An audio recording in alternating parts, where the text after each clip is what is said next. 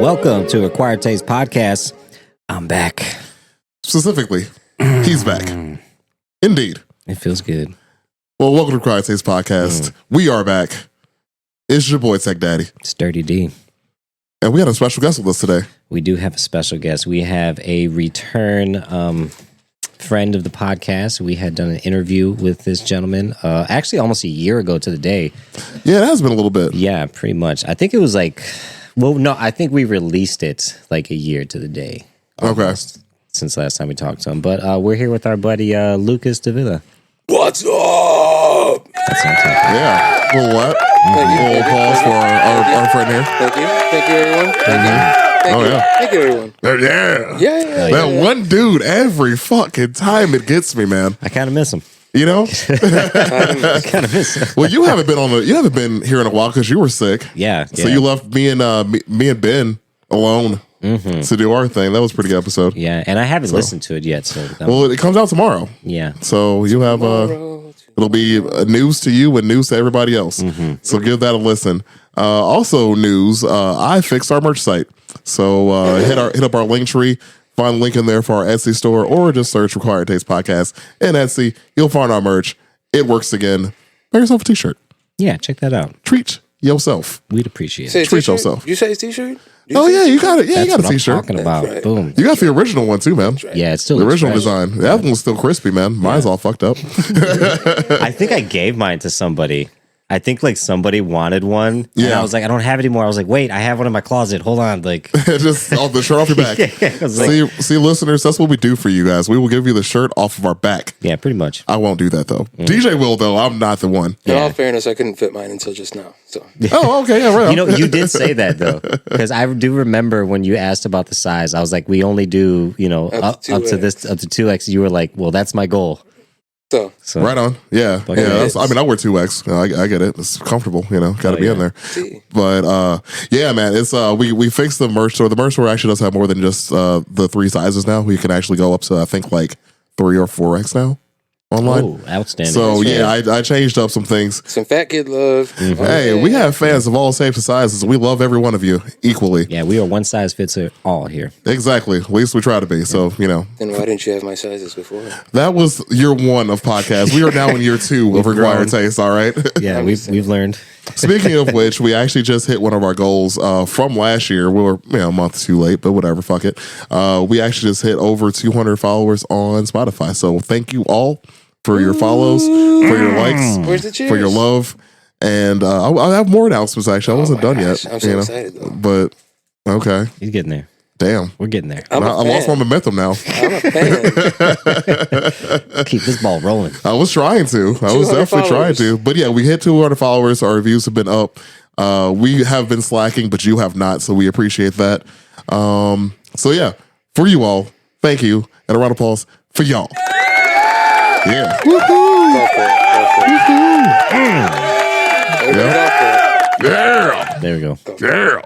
Fucking love it. Hell yeah. We should name that dude. Okay. I feel like his name is like a Chet. Devin. A Chet. Yeah. Like he has that boy has a trust fund. Chet. Oh, yeah. Like easily. They're like, oh, shit, Chet's here. Mm-hmm.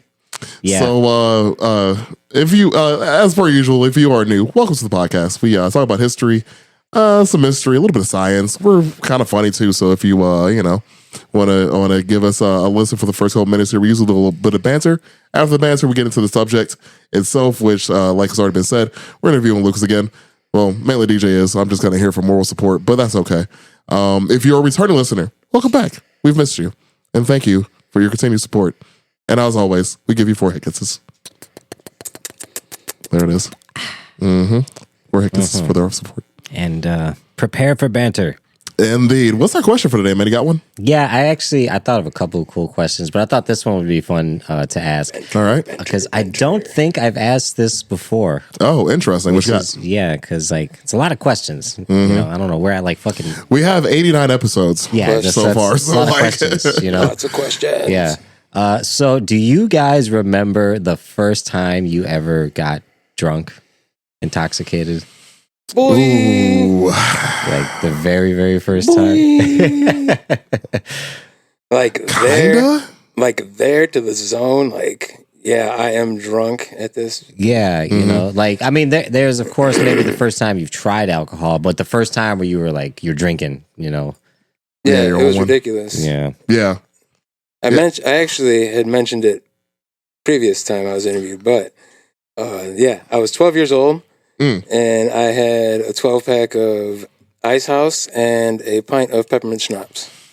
Good old Ice House. Mm-hmm. I think I started with Ice House too, actually, if my memory serves. And I'll never forget. That was the first time I got fucked up. And I was in the north side of Chicago with my cousin and yeah. How old were you? 12. Yeah. Okay. Yeah. Oh, fuck yeah. That'll do it. And it was the same week that I was introduced to El Nino. Back in like 2000. Like the band, yeah. Yeah, 2001. Okay, right on. Oh, all right. Fucking A, You dude. know, that's when the tight. new metal scene was raw. I used to fuck with them heavy. I've seen them live once. It was a good time. I've seen them live. Yeah, they never. They should have been better than what they were. You know, They should have been bigger than what they were. Yeah, they should have got more attention. Yeah, I agree with It's a whole that. new setup now, so it's not even the same lead singer and everything anymore. And Yeah. they changed. They changed. Yeah, it's like the moment's passed for them. Oh yeah, it definitely has. It's unfortunate. Yeah, but that one album though, goddamn. It will forever remain a staple crispy. in my childhood. Oh hell yeah. But yeah, that was the first time I ever remember getting completely obliterated. 12 years old, fucking A. I didn't drink until I was actually in college. I didn't drink in high school. No shit. Not at all. Didn't touch it. Wow. Never a fan. I smoked a lot of weed. Shit ton of weed in high school. Yeah. But I didn't touch alcohol until I got into college. But I don't remember. I couldn't tell you where I was for. I can tell you I was at Purdue. So all I can give you. You don't remember getting like fucking hammered or throwing? Oh no, up I definitely did get fucking. I have stories about throwing up a few times, but like not the first time I got drunk though. I didn't. But I mean, I have stories about being drunk in college, but I can't remember the first time though. No. Yeah. Yeah. Like specifically. I distinctly remember the first time I got drunk because How old were you, DJ? 14. Yeah, I was 14. It was freshman year. I had only drank maybe 3 to 4 Budweiser cans, 12-ounce cans. That was it. I was at somebody was doing a fucking house party. I was there for some reason on like a Friday night or some shit like that. So the next day, I actually had a competition for band class in high school. We were going to Elkhart to perform for I forgot what it's called. It's, ISSA or some shit like that. I forgot what it's called, but it's like for high school bands to go compete. That's not marching band stuff. Yeah, Sure. And like. When I learned how to play drums was from that band teacher because she had basically molded me from middle school into high school. So she like knew I was good and she taught me everything, you know. So I was supposed to play like fucking lead snare that day. I got drunk that night. Somewhere around like 3 a.m, my fucking brother Tony pulls me in from because I fell asleep on the porch outside. Like I got home and I never made it inside the house. I just fell asleep outside. Tony pulls me inside and I had like already thrown up all over myself. And my mom like hears the fucking commotion, you know, and she's just pissed because I have to wake up in an hour and a half so we can get to the school and start making the drive to Elkhart, Indiana, which is like another hour and a half away. Man. And dude, my mom's just like, you're not getting out of this, motherfucker. Like, you're going. And I'm like, I'm drunk still. I've had one of those. Yeah. So like, put on the bullshit band costume. And then I get to the fucking school and Miss Tally, I wish I could apologize to her for this, but I remember like she knew I was done for. And I remember her sitting next to me. She was like, "Are you fucking kidding me?" She's like, "You played the lead fucking snare tonight? You got drunk? What is wrong with you? You're 14 years old." Like, I just remember her scolding me. And I'm just like sitting there with like puke stains on the collar, you know? Fantastic. And she's just like, "You're playing the cymbals. You know, the terrible. The fucking the monkey cymbals." Damn. Oh, no. Degraded. Yeah. She was just like, "Don't touch anything." besides these symbols, nothing. And you only have to hit them once. You only have to hit them once. Mm-hmm. Yeah, it's not bad. I can definitely tell a story about when I got like a memory I have about being fucked up when I was a kid, like younger. Yeah. So I mean, at least share an embarrassing story that not many people know unless you were there. But I didn't even talk to that many people from back then, anyways.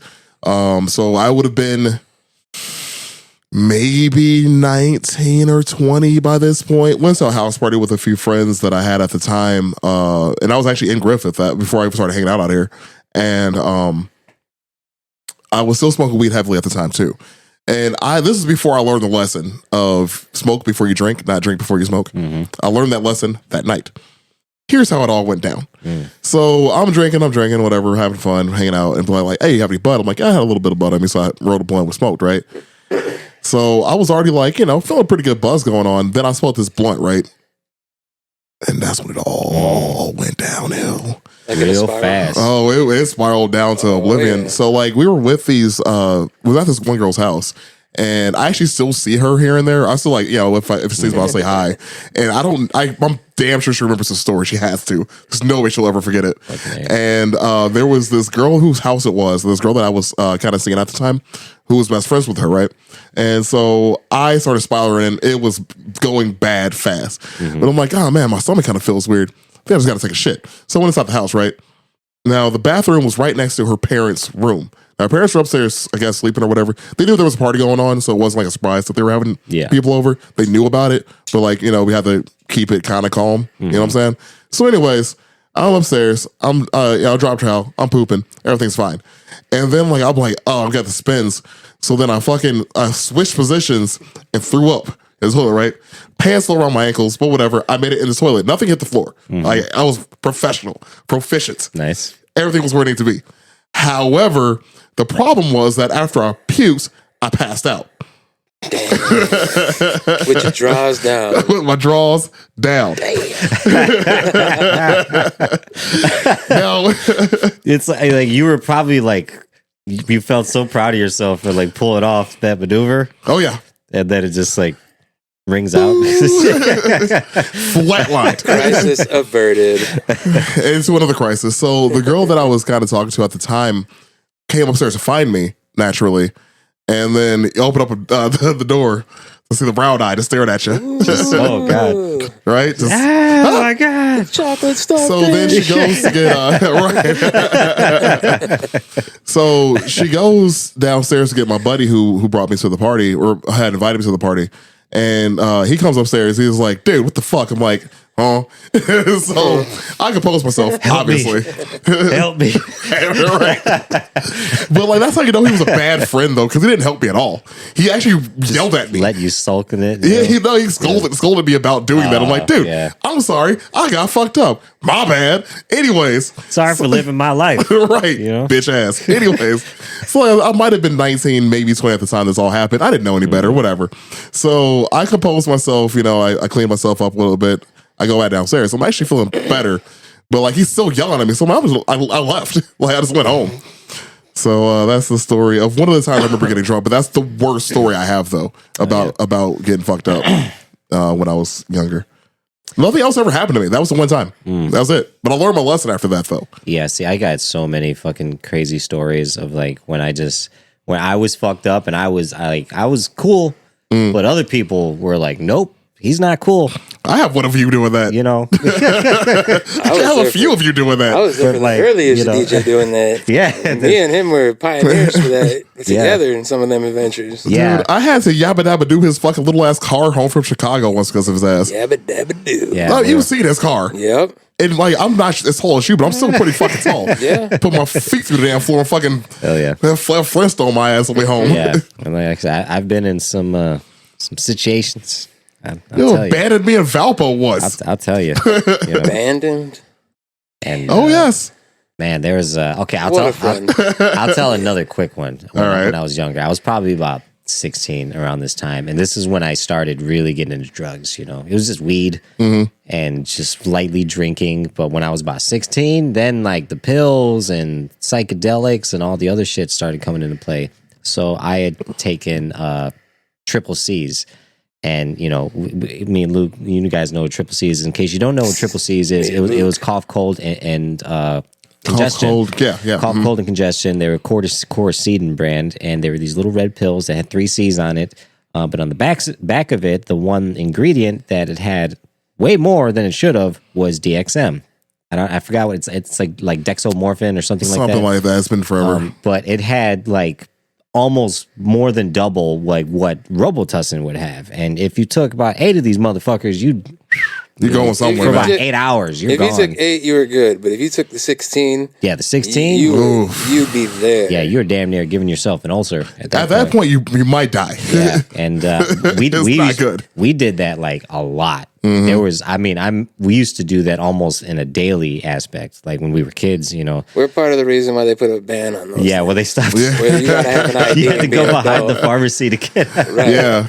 Yeah, so I remember it was just one of the nights when I probably took like 12 of them, and I was just kind of already starting to feel it. And I had done it so many times, I was used to it. But like I was out in the public, like it was like Friday night, and we're kind of going to people's places like to party. Mm-hmm. And back then, like you'd meet up at somebody's house, they get ready, you smoke, and then you go to another person's house, and then you get ready over there, and you're just pre-gaming before. Oh, sure, yeah. So we were at one of these places, which was actually the Georgetown Homes, and I was with a buddy of mine, Joe, and he knew I was like, fucked up at the time, so he wasn't worried about it. But we get inside this apartment, some girl he's talking to, and there's a bunch of girls there, and I just kind of lay on the couch, and I'm just like, I just lay there, and I'm just enjoying myself, and this fucking girl was like flipping the fuck out. She was like, he's ODing, she was like, he's gonna die, and she's like, basically, she like puts my head on her lap, and she's like fucking taking water and like pouring it down my fucking face, and like I'm already fucked up enough to the point where like my hand dexterity's gone and all that shit, but I'm still here, so like I'm just watching this fucking lady just pour water down my fucking throat, just being like, it's okay, I'm here, like, oh my god, and I can't tell her like, It's please okay. leave me alone. You're just getting waterboarded. Like, stop this. Get your titties out of my face, goddamn it. I don't consent. Essentially, you've been waterboarded. Yeah, and I remember On like accident. they wanted me to leave like immediately after that. They were like, they were wanna like, be get responsible for no dead body. they were like, get your druggy fucking friend and get him the fuck out of here, like before he fucking dies. Jeez. Your druggy friend. Yeah, that was a fun one. I'm glad I shared that story with the internet. Now the internet knows about my shit. Yeah, that's the worst thing I ever did. That's my worst one.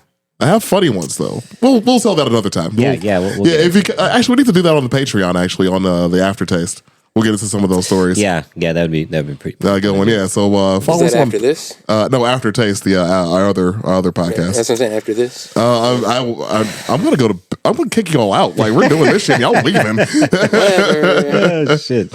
I want to sit on my couch, man. Couch. Play video games. So, anyways, let's dive into this one though, man. I know, Deej, you said you listened to the last episode. I turned to tell a story. Yeah, so Lucas, we had you on about a year ago. It was your 2-year anniversary of an accident, a car accident you'd got into that resulted in 22 broken bones. You had a bunch of organ failures. You were in a coma for a month. You went through an extensive recovery process. We kind of went over a lot of that the first episode. We basically went over the details of the accident, the injuries you had, the recovery process, some of the dreams you had while being in a coma, some of the just common, like, I don't want to say common, but obstacles you had to like really fucking break through that most people just would have been like, fuck no, not doing this, So we had to have you back because the first episode, it was a little bit scattered and there was just so much information. We were like, we just got to do a second one, Right. So we are actually at the 3rd year anniversary almost. In just a couple of days. Yeah, was it? It'll be the 25th. The 25th, right? yeah. is when it Yeah, happened. so we're a couple days away from the 3rd year anniversary from your accident. So basically, I just kind of want to let you just get into it, talk more about your story. Because like I said, last time we kind of talked about some of the dreams you had and how relative they were with like the feeding tubes that they had, or the breathing tube, whatever they used on you. Some of the significance of like your addiction, how that kind of got like subsided during the whole process. Yeah, you know we what I touched mean? a little bit on that. Yeah. So wherever you want to start, man, wherever you feel comfortable. Well, I was going to say, I know we probably got a bunch of new listeners, a bunch of new followers. I was going to just give a quick rundown. Yeah, absolutely. Just a quick overview of everything I did go through for people who are new to the story. Let's do the stats. So, and got some notes here. Make things a little bit easier this time around. Nice. And then, some of those dreams, I made sure I jotted those down. We could talk about the dreams, a reoccurring dream I had prior to the accident. But yeah, we'll just go ahead and get into it, right? Sure. Hell yeah. So, first off, I just want to say congrats to you guys for keeping it going and keeping on, because that's a message that I push, not just for the whole physical aspect of my journey, but a mental aspect too. Keep on keeping on. Hell yeah. So kudos to you guys for making it and keeping it. Like, thanks for having me again. Unfortunately, don't get to meet Miss Queen Bee, Yep. Oh yeah, she did want to apologize for that. I want to say hi to her, but hopefully I get to meet her next time. If there's a next time, whatever, have you.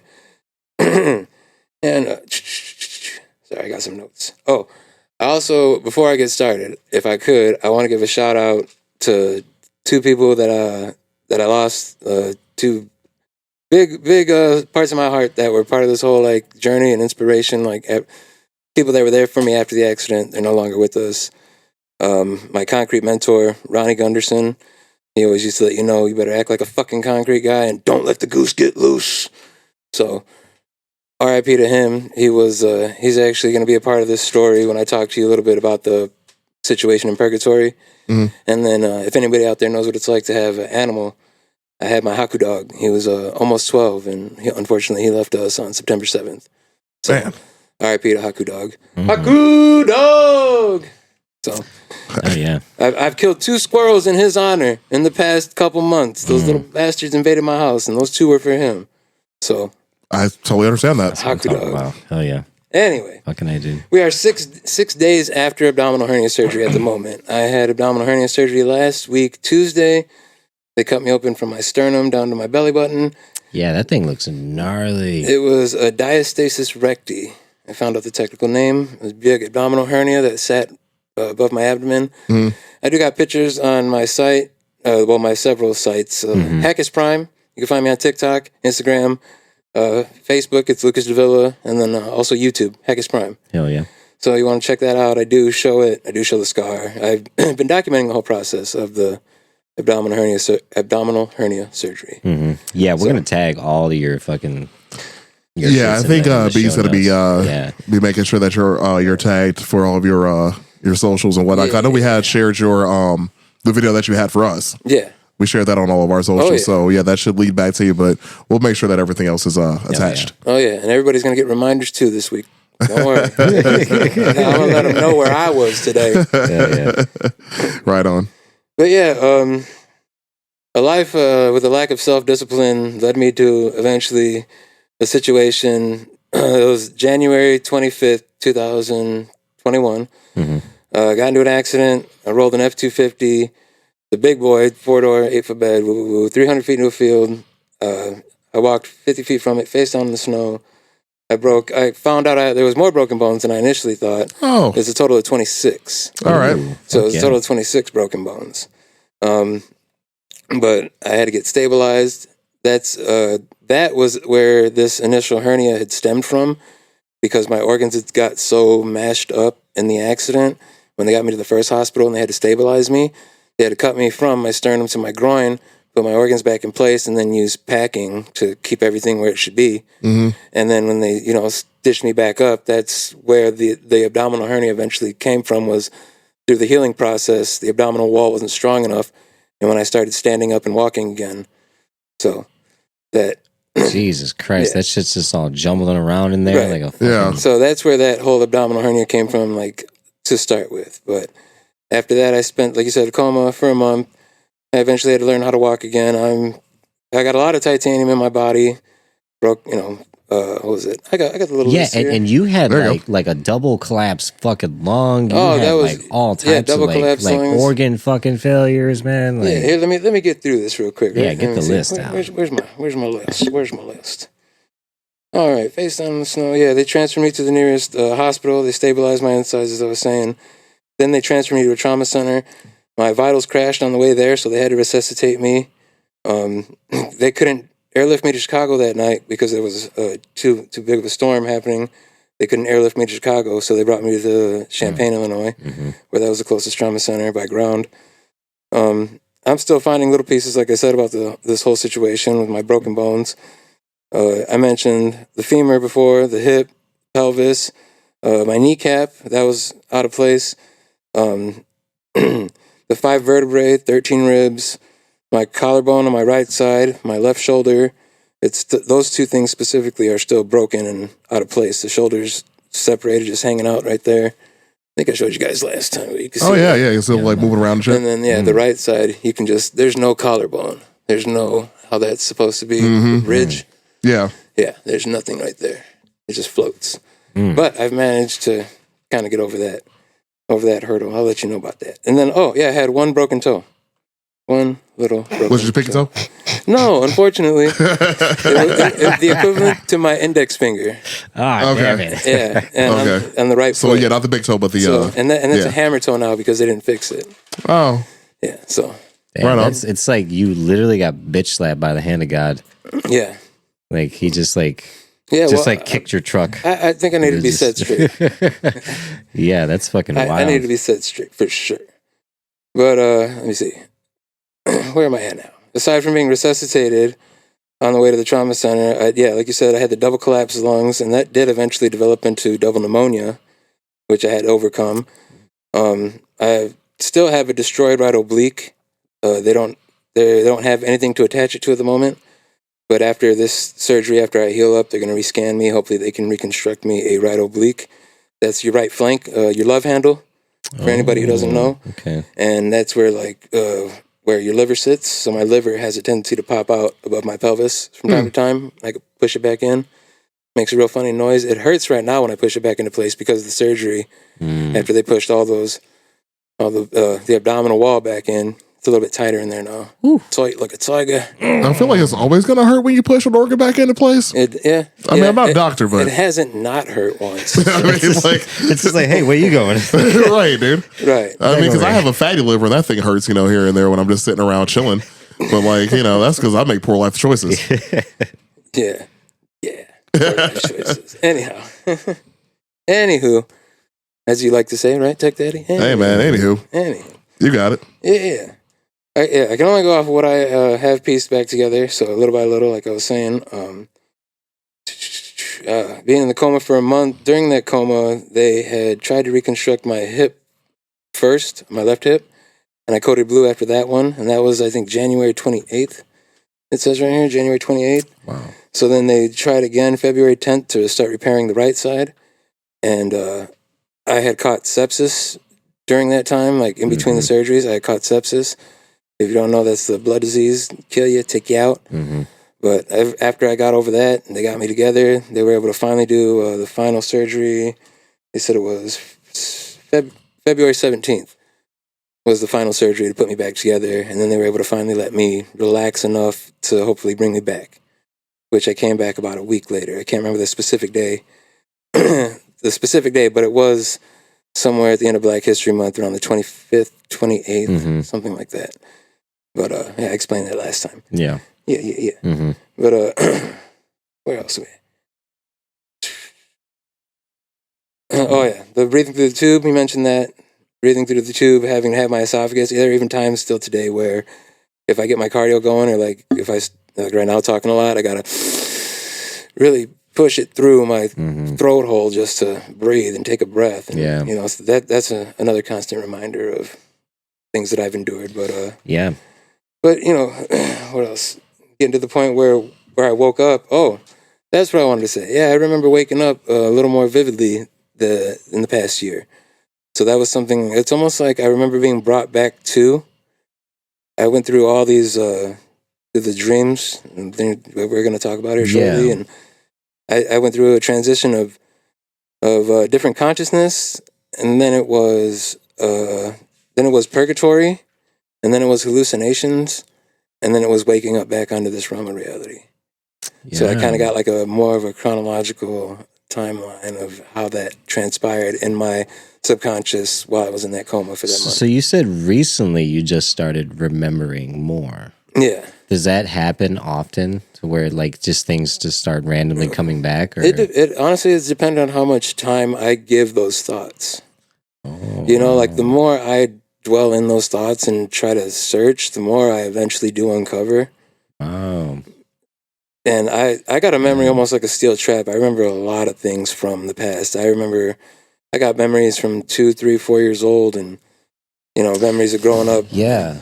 Just things that never escaped me, and then going through this and being in a total another realm. Yeah. And those memories stick out to me so vividly on a regular basis. So yeah, it's crazy because like you mentioned last time we talked that it was basically like a Control-Alt-Delete from a week before the accident. Yeah, it was like from the 18th, it just completely like erased everything. You know what I mean? So even we're talking 3 years later, you're slowly like uncovering memories. It's almost like working out, like your brain. Right. You're just sitting there like working out your fucking brain, trying to think of like the same accident over and over and over again, almost like doing reps, like when you're benching, you just repeatedly just to get stronger. So you're just using the same fucking thoughts over and over again. And then your brain just is just like, it eventually brings that link together. Yeah. But I don't have any thoughts that have come back, between those dates, between the 18th and the 25th. I still don't have anything that has come back from those days specifically. But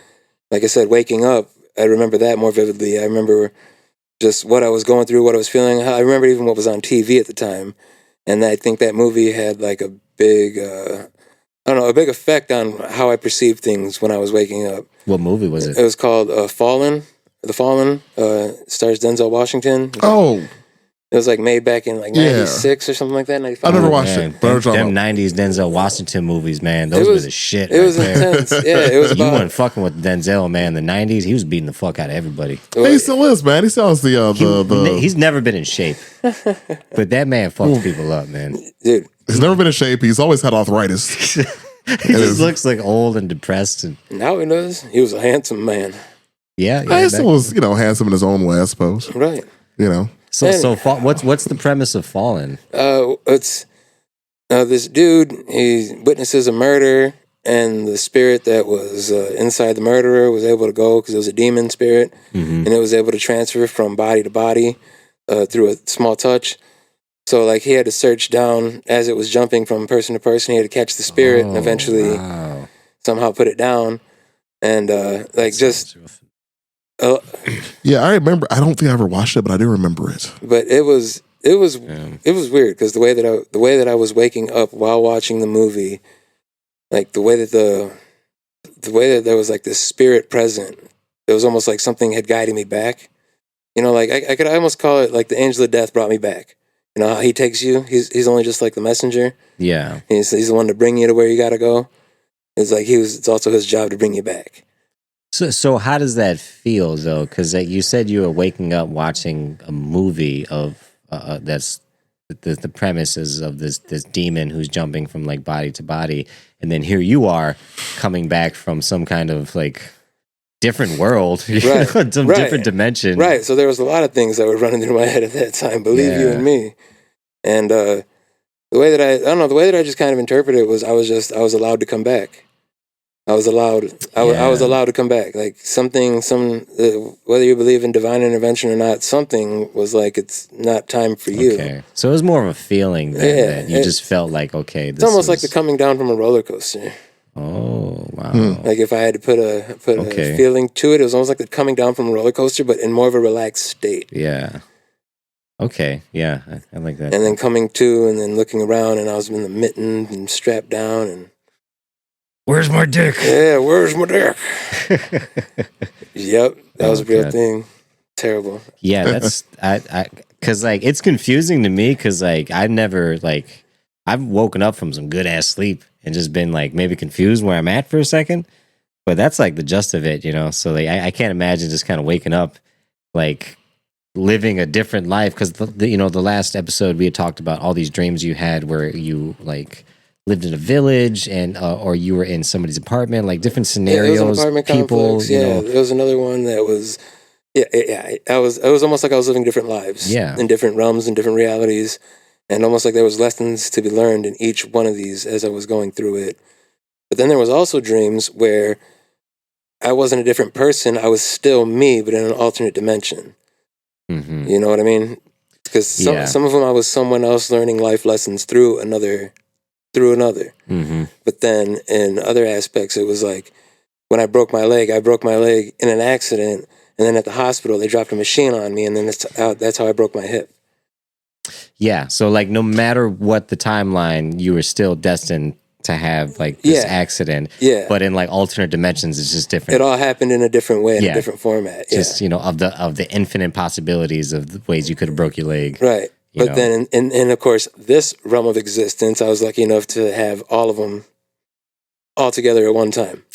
Yeah, see, that's what I'm talking about, the nitty gritty, the dimension shit, because there's always like, people talk about there's like this realm of everything happening all at once where like, it's not like you're traveling through portals. There's just this essence of everything. Right. Everything that's ever happened, just exploding all at the same time. I can't say for certain, but I mean, that's just how I experienced it. And that's the best way that I can explain it. All the stories we've heard of different realms and different dimensions and different planes of existence and such. And even when I was like partially awake and I was still like hallucinating, I could tell that I was on this realm of existence, but in a hallucination mind, an hallucination state. Yeah. Now I got to ask you this, because we usually don't talk a lot about like religion or anything on this, but I want to get your opinion on like, did this have any effect on you as the aspect that started to alter your view on what you believed?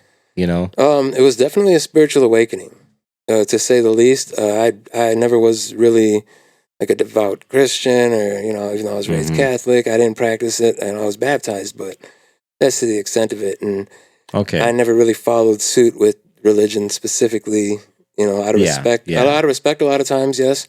I know how to say my prayers. I know how to be respectful in that sort of setting. Mm-hmm. Yeah. But for me, for a long time, I didn't have any higher power. You know what I mean? I didn't have anything to submit myself to, essentially. Yeah. And I think that was an important aspect of everything when you're talking about addiction. Yeah, because that's like a big thing in like 12-step. You get to like step 3 when they talk about religion. A lot of people get fucked up there because there's a big hole there. Because a lot of people don't want to like be like, I'm not fucking Christian. I'm not this or that. But it's more along the lines of, like you said, submitting. To something greater than you that you don't understand. You just have faith in. You know what I mean? Because I always read and watch fucking people coming out of comas or that had these near death experiences. Like, oh, I saw a light in a tunnel, and a voice was like, and I saw my grandfather, and it's always like the same scenario, like this.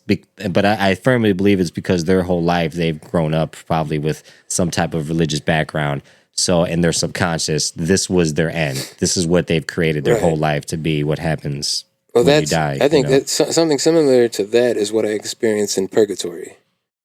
So like the purgatory story. That's after I had all of my all the dreams I was talking about on different dimensions of how I got these injuries in different ways, different worlds. After all of that, and after I realized that I was actually drifting through those different realms, that's when I ended up in purgatory, and that's where I had seen my concrete mentor, Ronnie, and the way that I came into the whole situation. Like I said, it was like that feeling of you're falling down, from a high place, but like I was gently placed down, and in front, Ronnie was just leaning on his truck, one arm on his truck, leaning, and I came down and touched base with him, and he's like, "Oh, your first time here? And don't worry, if you're here, you're gonna go back." And then that gave me a reassurance that I wasn't, that I was eventually gonna come back home at that point. Wow, so purgatory wasn't like this hell and fucking brimstone style. No, purgatory like because, that. And I know it was purgatory specifically because you can feel. I think the way to describe it is a cloudy, like a mute cloudy day where it's just all gray. Okay, yeah. It's not clouds are drawn out. It's just that one muted color, gray with a little bit of blue. And then I could feel the essence of everyone that had passed before that time. Everyone that I've known, like my Theos, my cousins, my grandmothers, like friends that have passed away. Like I felt every single one of them, and there was no faces. I didn't see any bodies, but But it was that sense of like feeling I was looking up. Like if I'm looking at that corner right there in that muted color, and if I just peruse left and right, I can almost pinpoint each person's individual energy that I came into contact with on this realm of existence. They actually have a movie that's like the whole premise of the movie. I believe it's called Risk Cutter Society or something like that. So it's about this guy, he kills himself and he basically gets stuck in this purgatory world and everything's gray. The way they did the movie is awesome. Everybody's skin has a grayish, everything just has a grayish hue and it just looks dreadful and it didn't feel dreadful. Like muted, you know, but it was strictly for these people who had killed themselves. It was that's why it's called Risk Cutter Society because it was all these people that were just stuck in this weird kind of gray realm of like, and like, but they couldn't go nowhere. They were just like here forever, right? You know, living in this empty fucking world that had everything that they normally had, but it was just gray. You know what I mean? Well, so I do want to say if there's anybody out there that ever questions whether or not their loved ones are, you know, good, or if there is a good spot. What I've seen and what I've experienced, there is a place where, you know, when I say at the end of my videos, till all are one. Till all are one. Till all of our spirits have become one with the big energy in the sky. And that feeling was so powerful that when I woke up and I used to have this big feeling of regret not being able to go to certain funerals, like my Uncle Joe down in Texas, because I was on house arrest at the time, or like certain funerals during COVID you couldn't go to because it was like personal only, like you know, immediate family only. Like a lot of that guilt of not going to these funerals, that was lifted off my shoulders, and I feel like that was because I was able to see, you know, I was able to not contact them per se, but I could feel their essence and where it was, and it was comfortable, and it made me feel like I had closure. And even the funerals that I've been to since then, I experience those differently. Even like they feel differently. Yeah, you know, as it used to be kind of like a mystery. Like, man, is it gonna be all right? I hope he's all right. And it's like, I know where you're at now, and it's a good place. Yeah, it's really fucking crazy because you also talked about last time. The alcoholism aspect, that when you had a dream about there being leftover bottles and cans of like beers and Mike's Hard and stuff like that, but you couldn't get to it, and so eventually it got to a point where like you didn't care about it anymore. Right? You know what I mean? That was actually something I noted in one of the hallucinations after I was kind of already woken up and I was still like going through the anesthesia and such. Yeah, that was one of those hallucinations where I did get transferred to another room, and my father was with me. So that really happened, but obviously the liquor in the sink wasn't there. Yeah, that's just what I had seen, and that's kind of where my thought process still was at the time. And yeah, you know, and I can, that image, because it's burned into my brain so much, just the image of empty beer cans on a table. Because like me and you have probably spent 20 years of our lives drinking at people's houses, passing out on somebody's couch, and waking up to a table filled with cigarette butts and cans that look like this, but they're all just shitty beer cans, half drinking, you know, and drank ashtrays. Yeah, it's a very familiar image, especially anybody can picture it now, being at a house party, just somebody's dingy fucking table covered with the night's drinking, everyone's poor fucking choices because everyone's young and they don't give a fuck, you know. Right. But like, it's so weird that that's like one of these images that stays with you during this process. You know what I mean? Because like, you talk about all these crazy dreams and the fact that your alcoholism just kind of dissipated from that. You know, because like your body is doing all this healing. It's like, you know, you're not drinking anymore, you're not smoking weed anymore or anything like that. So your body's already kind of creating like dopamine that it doesn't have. And you're just sleeping the whole fucking time while it's happening, you know. Like most of us get 8 hours of fucking sleep, you know, if we're lucky. I get about 4. Like, I can guarantee that nobody in our audience actually gets 8 hours of sleep. I don't know who you're speaking to, but it ain't our listeners, dude. If you get 8 hours of sleep a night, send us an email. So we can judge you. I want to know your secrets. Right? But yeah, so like you were going through this process where your brain is probably just scrambling, creating dopamine, and you get the full effect because you're never waking up. You're just in this like perpetual realm where you like, it's almost like you're just time traveling. You know, you're just going from dimension, dream, place, images, thoughts, and like at the same time, like as you're rebuilding, your body is getting rid of this toxic behavior that you do of alcoholism. Right. And you have these little blips of these shitty images of like, you know, right. party cans filled in a Right. room. Remember this, you fucking loser? Yeah, you know. Right. Yeah, it's like this weird little like, you know, it's like you wouldn't think it to be like that. You know what I mean? That things like that. That's like shit like you hear in a movie. Right. You know what I mean? Well, that's just how it was for me. You know, who's to say it's like that for everyone? But everyone doesn't experience what I've experienced. Yeah, no, definitely not. You know, because like, you know, most people, you know, given the chance to be in a situation you're in, would have just took the handicap route as far as they could and just submitted to whatever. You know, I'll take the disability, I'll take the wheelchair, I'll take the ramp in my fucking house, all that other. Oh shit, man, you know I'll never forget destroying that ramp. I'll never forget coming home and destroying that fucking ramp. Hell yeah. Me and both my sons destroyed that ramp, and then I put bricks down right on top of it. Okay. I made little steps. Yep. That's Nice. awesome. Yep. And never forget. That was a powerful moment right there. Yeah, that's fucking crazy. So you come out of this coma, and during this process we talked about before, you had to basically learn how to write again. You had to learn how to walk. You had to learn how to all functions. You know, everything. Everything except fucking blink. Yeah. I had to learn how to do it all again. Yeah. Writing, talking, walking, breathing, like learning how to use the bathroom again, learning how to use your bowels again. You know, every single thing that you got to teach an infant to do. Now what's, because in your mind, even though you can't do all these things, are you still okay up here, like your thought process, but you just can't connect to the functions? Yeah, all the thoughts are there. All the thoughts are there. All the thoughts were there. Yeah. I wanted to move my legs, and there were days where I'm like, why is this not fucking working? Yeah. Like, I don't understand. Well, that's what happens when you break things to that point, to where you're cutting off nerves, and you know, it's just a jumbled mess inside of your body, and you don't understand that. So I mean, that could have been a key role there too, of me having that little bit of will strength left, because I'm like, I don't know how far I'm broken. Keep pushing. Yeah. And like I said before, it happened the 25th, and I thought I was going to be walking by St. Patrick's Day. I didn't know that it was going to be another 6 months almost after that before I was able to walk. You know, and that was with the aid of a walker. Because even that same year, I was still using the wheelchair. I used the wheelchair on Halloween of 2021 because I couldn't walk with the kids, and I couldn't use the walker because that was just way too slow. Yeah. So I think that was the very last time I had used the walker.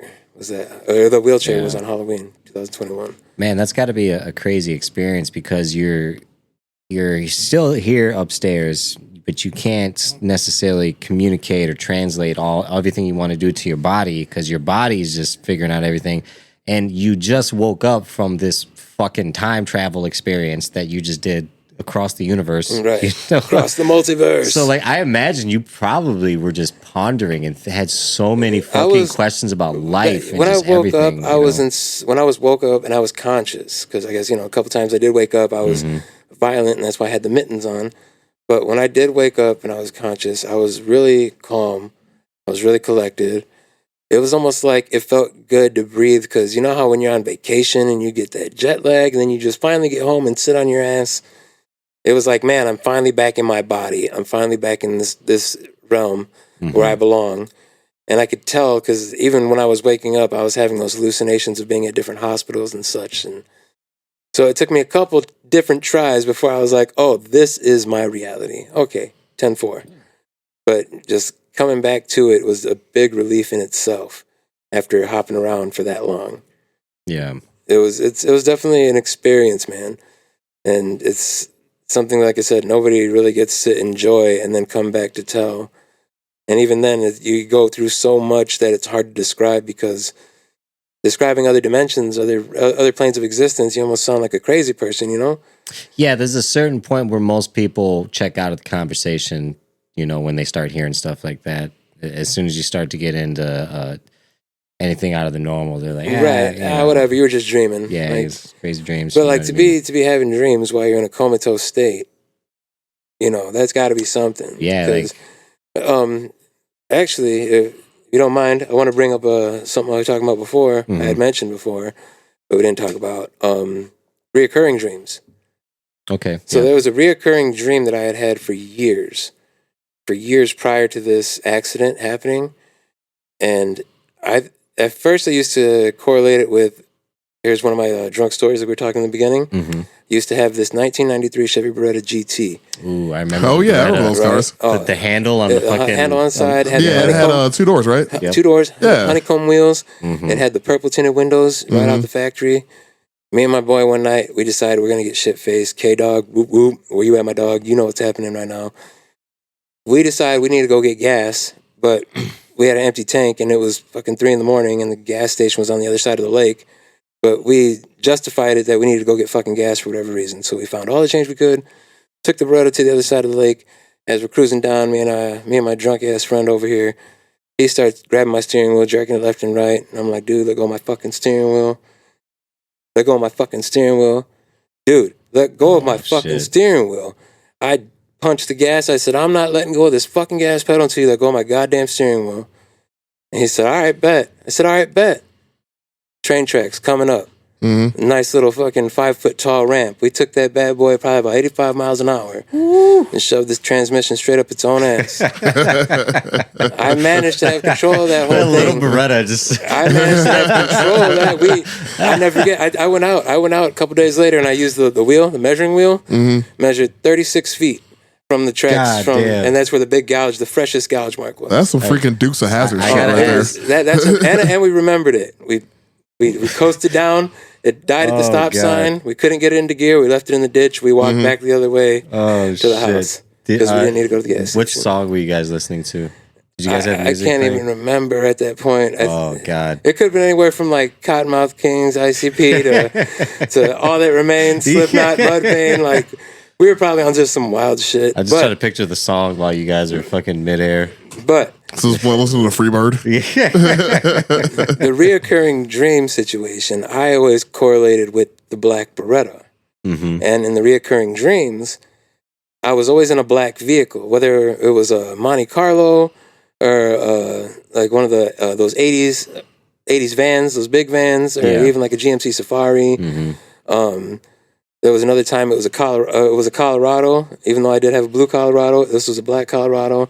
There was multiple times where I would be in a black vehicle by myself, and then the vehicle would fall off the edge of the road. It would roll. Something would happen to this vehicle, like really gnarly accident. And I would wake up from the dream, and maybe about 80% of the time I would wake up from those dreams, I would always go out and check. Even if I didn't own a black vehicle at that time, I would go out to my driveway and check. And this dream was happening. And I noticed it started happening, like I was talking about in the prior podcast, that the date is January 24th of 2011. Like after I started really being a heavy alcoholic every day, I noticed that's when those dreams started happening, like on a frequent basis. And I always chalked it up to, I'm just thinking about the Beretta and being fucked up in the Beretta. Yeah. But nah, it was actually, in my belief now, a premonition to what was coming, because I didn't change what was from the black Beretta, because the vehicle that I did roll was my black F-250. And I got another black 4-door truck right now. So, I mean, it feels good to be in another big black truck, but at the same time, that's a constant thought always there in my mind. Like, you better be careful because this is what your coffin almost was, Yeah, it's like the black fucking car's like this fucking demon that just latched onto you. I don't know what it was, but in 2011, ever since then, that demon that latched onto me, but ever since then, ever since I woke up from the accident, I have not had that dream, and it's been going on 3 years. Yeah, like that dream no longer happens anymore, and nothing similar to it even. The dreams that I have now, like it's weird because it's almost like I'm more connected to my reality now, and when I have my dreams, they're almost like I can interpret them almost in my life, my daily life.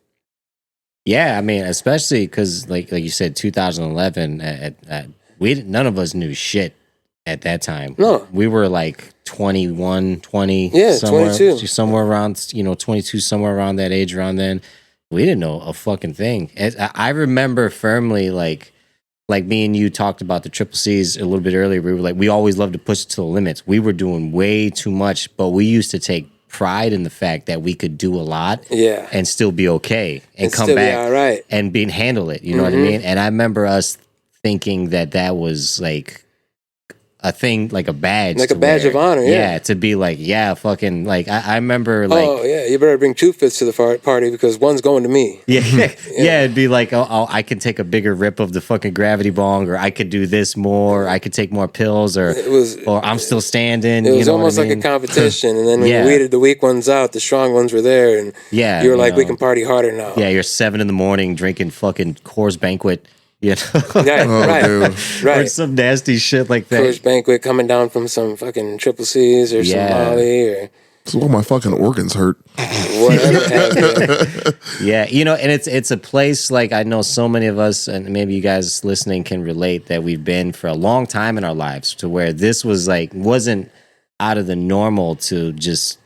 No, this was everyday life. You know? Oh yeah, dude. I mean, this is you're like what you're describing reminds me of so many of my friends that thankfully we've all grown completely out of that shit because we knew better. Like, this is ridiculous. Yeah, it's like we can't sustain that shit. If I drink more than twice a week now, I'm like, what the fuck is wrong with me? Yeah, dude. I'd be in like a fucking Thursday and getting like tanked.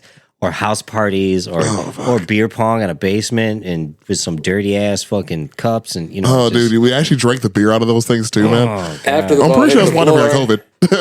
After the ball hit the floor. Oh yeah, that's why I'm pretty sure I never got COVID. Like, I've just been drinking that dirty ass fucking garage beer water. Yeah, and that's kind of what I mean. Is like, you know, for a lot of us, it was just a phase in life, to where, you know, that was a thing, and then you grew out of it. But for some of us, like you know you or myself, to where our childhood was a little different. We were kind of almost bred to this being the norm, to having some type of substance normally daily was the norm, whether it be drinking or smoking. You know, like, we've grown up like that since we were kids. You know, so like some people through this process, like, while everyone's having a good time, some of us are going deeper and deeper, and nobody knows because everybody's partying. Right, everybody's like, oh, whatever, come have a drink, you know, come have a drink, and they don't know that you've already drank 15 drinks that day. Yeah. We talked about last time, the podcast, about, you know, like, God damn it, I just had it in my head. It was something you said fucking last time we were talking about. I say a lot of things, man. I don't know. I don't listen to myself when I talk. God damn it, yeah. Sounds like a terrible idea. Just lost it. Shit. I wonder if that's at the same time we forgot last time. It might. Oh, shit. Yeah, because we were talking about last time drinking. Oh, yeah, he was saying, like, you were saying that you wanted to quit alcohol, and when you told people about it, but you were young, you know, you were in your early 20s. I was only 21. Yeah, and nobody cared. And everybody thought it was just some bullshit. Oh yeah, moderation. Yeah, and that, like, Aaron was like, yeah, same thing. Like, if I was 21 and my friend told me I was quitting drinking, he'd be like, you fucking pussy. Like what are you doing? Right, but also at the same time, I mean, that's how we were at 15, 16 years old. Yeah, that's oh, you can't take a shot, you fucking bitch. Like, what are you talking about? Yeah. What do you mean you're not going to play Ring of Fire? Faggot, like, yeah. That's how we used to talk to each other back in the day. Easily, dude. Yeah. Like, I've said things to people that I would never say to somebody now. Like, there's no way. Yeah. I'm gonna get my ass completely canceled. You know, so at that point, when you're reaching out for help, people don't really take you seriously. They're just like, you know, you'll learn to drink in moderation. You'll learn to take it easy, and it's like, I mean, some people can, some people can't. You know, it's just not for everybody. I mean, like, for example, me and you, Deej, we're completely different. Like, I can only drink like a few days a week, and I'm good with that. I can go weeks without drinking. I'm cool. I'll have a beer in there, whatever. But like, you completely got sober from drinking, because you knew better. Yeah, the same perpetual thing, you know, because you can only make the same mistake so many times. And like I said, some of us, there's a level to where, like, we'll keep going deeper, and nobody else even know about it. You know what I mean? Like I said, before we go out, we would have a couple shots before anybody knew, or at the end of the night we were going to keep going, even though you know, everyone else was going home, or you were going to find a way to I got to that point of being a functioning alcoholic where, you know, you wake up on the way to work, it's 4 shooters to the face before we're even at work. Yeah, and that's a scary place to be when you're functional and you're able to do these things, because you always have a little leeway, a little padding. You know, you haven't completely hit rock bottom. So yeah, because you're still functioning. You still have a job. Yeah. Still paying your bills. Yeah, so you can always beat yourself up a little bit and then be like, I'll do better next time, and then just keep. Well, I'll tell you that. I remember you know? that demon. I remember that demon very viciously, having that feeling of why am I even going here? Why am I even buying this? Why am I even drinking this? But still doing it. Oh yeah, and not having that willpower just to leave it the hell alone. Yeah, same conversation. I would go to like buy fucking drugs or something, and on the way, I'd be like, "You're a fucking moron." Right. You know what you're doing. Up, and then you're going to do it anyway. Yeah, and then like it's like one of my favorite phrases is like the best part about it is going to get it. Right. Like not even doing it. It's the whole build up to it. You don't realize that you get addicted to that anxiety, that feeling, that excitement, because it's an adrenaline rush. When you're fighting it and you're going to get it anyway, that's an adrenaline rush within itself. Then you get addicted to that feeling. Then you end up having, there was times where I've had pints and fifths like not even opened and I forgot about because it was just the feeling of going to get it. And then you convince yourself, oh, well, I'm not going to drink it. I'm all right. I'm cool. But then it's there the minute that you break, the minute that you're like, I want that taste, like, it's on deck. So I'll never forget that pull, that feeling, that demon that was always on my back, in my mind, almost on overhead. Yeah, because you said at some point when we talked about that one image of the beer cans, and then you basically told yourself, well, fuck it, like I can't get to it, so I'm not going to care about it anymore. And then it was just kind of like this big weight lifted off your shoulders. Yeah, well, that I said, that was the second feeling. That was a second conscious feeling I had. Was that burden not being there anymore? It was being free from it. Yeah, and knowing that it wasn't going to be a conscious thought anymore.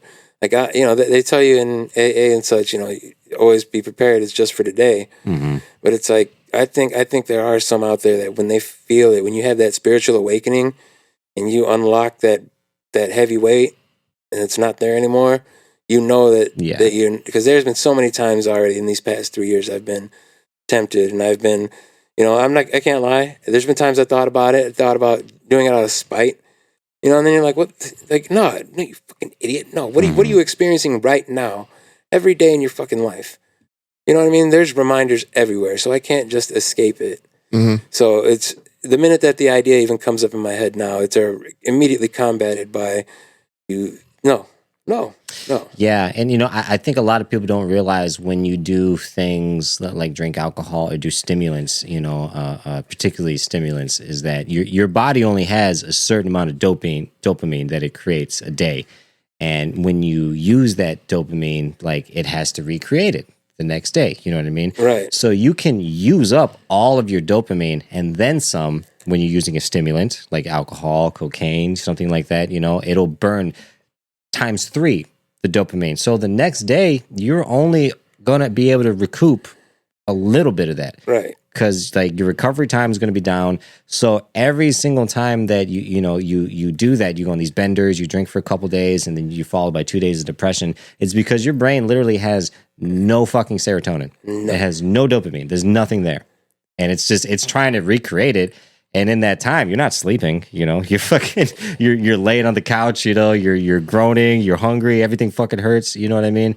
And this process can be like stacked on, it's just a mountain. It could just be piled on top of each other over a fucking time, till you get to a point to where like, it's all numb, you don't even fucking, it doesn't like, you don't think about it anymore, 110%. Yeah. It's a little scary. So like, the fact that you coming out of this and having like I don't know if you want to call it a revelation, something like that, is like it's something I guess a lot of people don't get in that form. A lot of people got to go to a fucking an inpatient rehab. They go through multiple turns of AA, NA meeting, what have you, to try to get sober.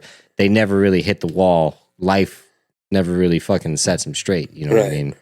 Right. Yeah. It definitely took me a spiritual awakening, and it took me 26 broken bones and multiple organ failures and a coma and all that. Like, after fighting it for years, asking for help, and even getting to the point where I was going through AA and then using the medication, and like, it just sucked so damn much that my willpower was so strong, but directed on the wrong objective. Yeah.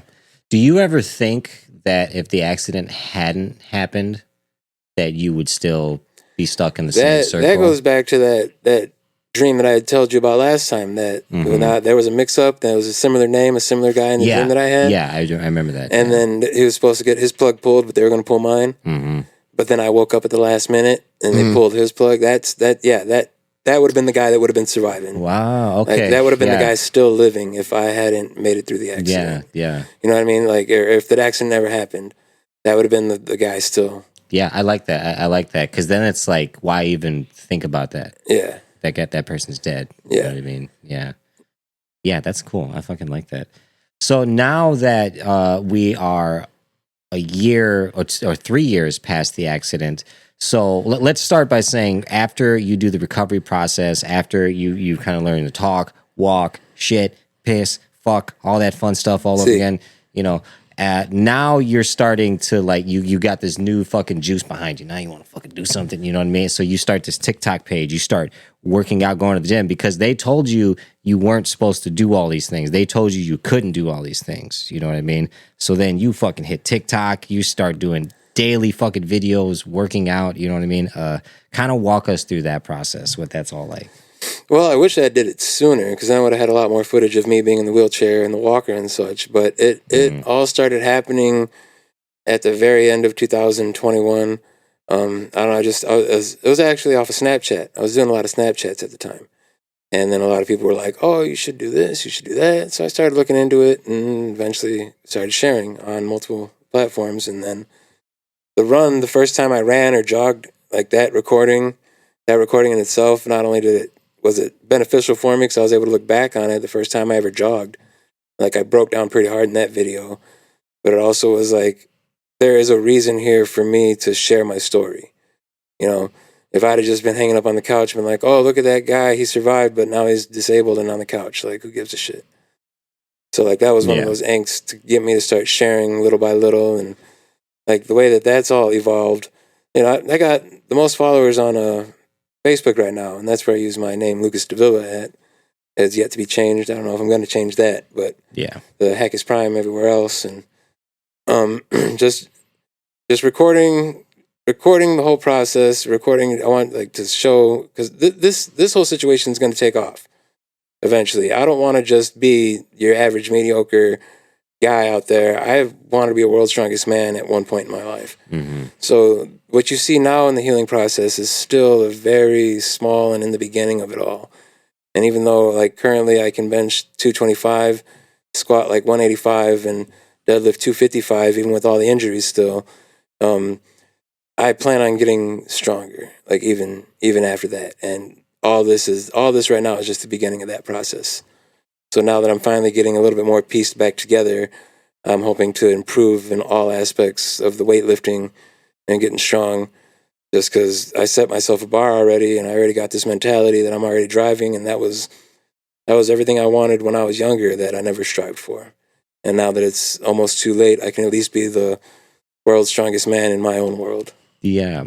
And so I remember last time you said one of the goals you had was to do a pull-up. Yes. By your birthday, I think. Yes. Was one of the goals. It was actually, was it 11 days after my birthday. I finally got it last year. Yeah. I was able to make sweet love to that bar like I was talking about. And I think that's a huge thing when people go through a process, any kind of process of self-improvement, is like to give yourself these visible, tangible goals. I did want to touch on that you brought that up, because when they put my colon back in place in October 2022, after I was able to, like, start functioning and moving again, one of my goals was that pull-up. And that's what I worked for. So that started in November, working towards the unassisted pull-up, and they took me until April. And then another thing that came through, after I had got off the first interview with you guys, I started 300 reps a day for 100 days. Mm-hmm. I was doing 100 assisted pull-ups, 100 assisted push-ups, essentially, well, on my knees, girl push-ups, whatever you want to call them, and then just body squats. So I was doing 300 reps a day for 100 days, and through doing that, it was probably about day 69, day 70, that's when I got the pull-up. That's when I was able to start doing push-ups on my toes. Like, I had enough strength in my upper body finally. And then I also had benched 225 for the first time, all because of 300 reps a day. That's pretty solid, though. I mean, right. Considering the fact that you don't have a fucking collarbone. Yeah, well, it's there. It's just in two pieces on the right side, and then my shoulder is not connected on the left, where the collarbone should connect to your shoulder. That's wild. So, like, what's some of the stuff the doctors told you, like, that you couldn't do? The doctors, they said I'd be lucky to even be able to have a desk job. You know, I'd be lucky if I could walk without the assistance of anything, let alone like a cane. They were talking more along the lines of having a walker my whole life, and especially like having the spine and the ribs, and that's a lot of things that people they always have complaints about later in their life. You know, yeah. If you break a spine or break a vertebrae, people are going to remind you they broke that one vertebrae 15 years ago, and it still bothers them to this day. And I don't want to hear none of that. I didn't want to hear none of that. Even when I was getting told to sit my ass down and chill out and relax and quit pushing so hard, and you don't need to, and it's unnecessary, and it's completely necessary. It was completely necessary to push myself. If I already pushed myself to the brink of destruction in that manner, why wouldn't I push myself to the brink of optimal health? Oh yeah, it's the old Dave Goggins right there. I'm telling you, I got that mentality, man. You see me 4:45 in the morning. I eventually taught myself how to do push-ups. If my skeleton's not there, my fucking muscles are gonna be. Yeah, he'll literally run till his toes look like beef jerky. Right. He'll like post pictures of his feet after he runs for like a fucking 200 miles or something. And I totally get that mentality. I totally get it. Yeah, I totally get it. Like, yeah, you know, because like it's not like everybody gets to have this mentality, because it's almost there's a catch-22 to this, right? Most people who have this mentality, it usually is based from some type of trauma. There's a reason you have to push a little further than everybody else. Yeah. You know what I mean? Yeah, that's a lot of independence as a kid. A lot of figuring it out myself. A lot of just figuring out, essentially raising myself to be a man at a young age, and going through it without any guidance except for yourself. What I had Batman, I had Splinter, I had Optimus Prime. Like, you know, those are my those are my biggest father figures, and those who I learned from. You know, so when you see little things like that, you know, you do build that essentially superhero mentality. You know, how many times you seen Batman get broken and come back and whip some ass? Yeah, and it's like, you know, a lot of people, like I said, don't have the burden of having some type of addiction or anything behind it, because I think that's a lot of the basis of this too. Because like, if you don't do all of these things, then you're just existing. You're short-circuiting the flow of the universe if you don't do what you're meant to do. And it's like the thought of that to someone like you is so bad that you can't allow it to happen. You know what I mean? Like, I can't. There's no other way. There's only one way to go, and it doesn't make sense like that. My biggest sin before was sloth, and that's what I battle now is sloth. And that was my biggest sin. It always kept me complacent with who I was, and I never pushed for more. You know, there was a point where I had 200 pounds on the dumbbell, and I could shoulder press it, and I could yeet that motherfucker 15 feet across the yard, and, you know, just do dumb strongman stuff. But I was complacent because that's what I could do. I didn't push myself any further. And that complacency was what, you know, the whole premise of sloth, just being chill, like, whatever. Yeah. Not giving a shit. So now that we're at this point, like during your process where you've kind of established yourself with TikTok, you do videos daily, which are fucking awesome. You know, I do my best to get them out there daily, at least a couple of them daily. Push-up checkpoints. Y'all better been doing your push-ups while the hell I haven't. Ooh, yeah, y'all better been doing your push-ups. Push-up checkpoint. Where you at? Where's my 10? Right. Literally anywhere. He's just like, he'll be in a parking lot, just throws bags. He'll start doing fucking push-ups. In the gym parking lot, at the gas station, in the doctor's office, bro. I was there like 20 minutes before surgery, push-up checkpoint. Yeah. This last surgery, I was on it. And it's a nice little thing, especially too, because you know, you're trying to build this following, and it's not like there's so many of these fucking influencers out there. And this is one thing I don't like about, you know, this culture of people who figure out one thing about life and they think they get to tell everybody else this new thing they've unlocked, and to tell people you need to do this. You know, like there's too many variables to the equation when it comes to everybody's situation is different. You know, and I think it's very important to be humble when especially even if you're going through a recovery process, even if like you get through like you're like I don't drink anymore.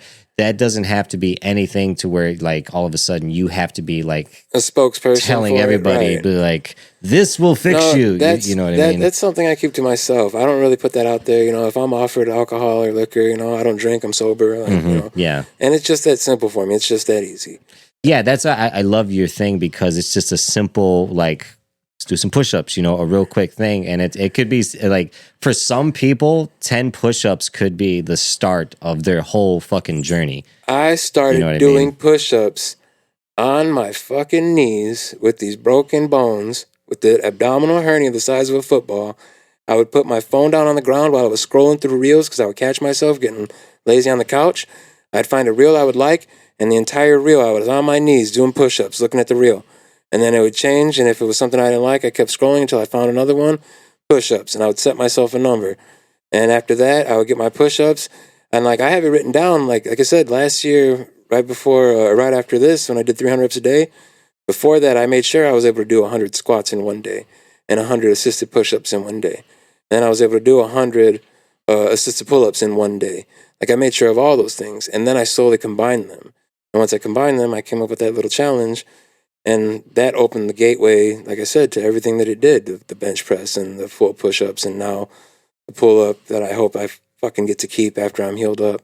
So yeah, it's fucking cool because like let's I'll just throw a random number out there. Like let's say 1,000 people watch these videos of you doing push-ups and the hopes that at least one of these people will decide that day they're going to do 10 push-ups.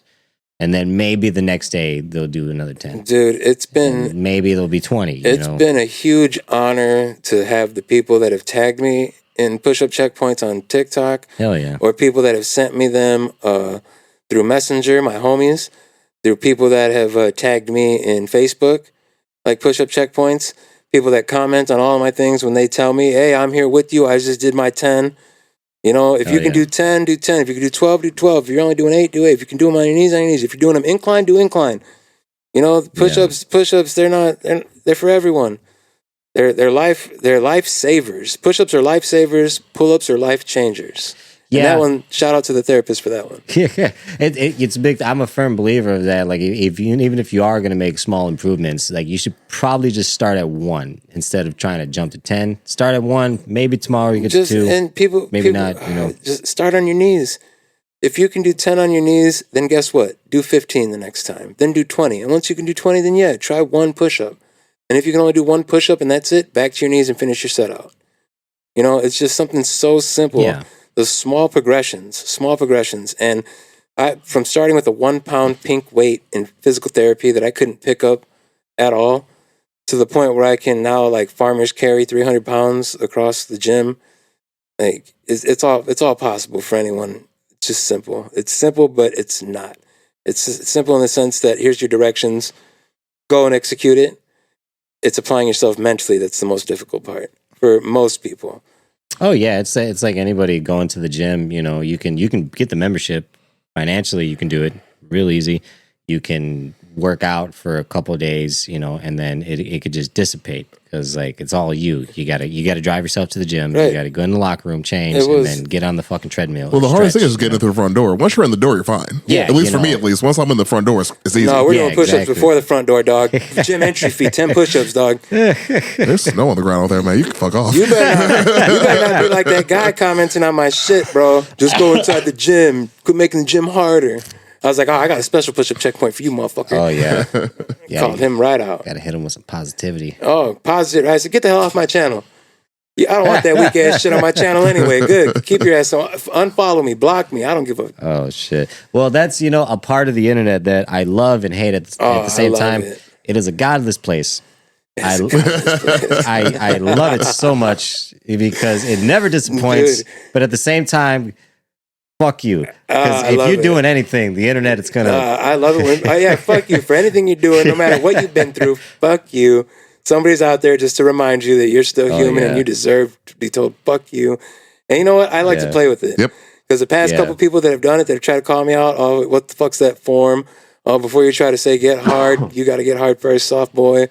Like shit like that. Okay, I'm going to copy and paste that, and we're going to make a video with that, and that's free content right there.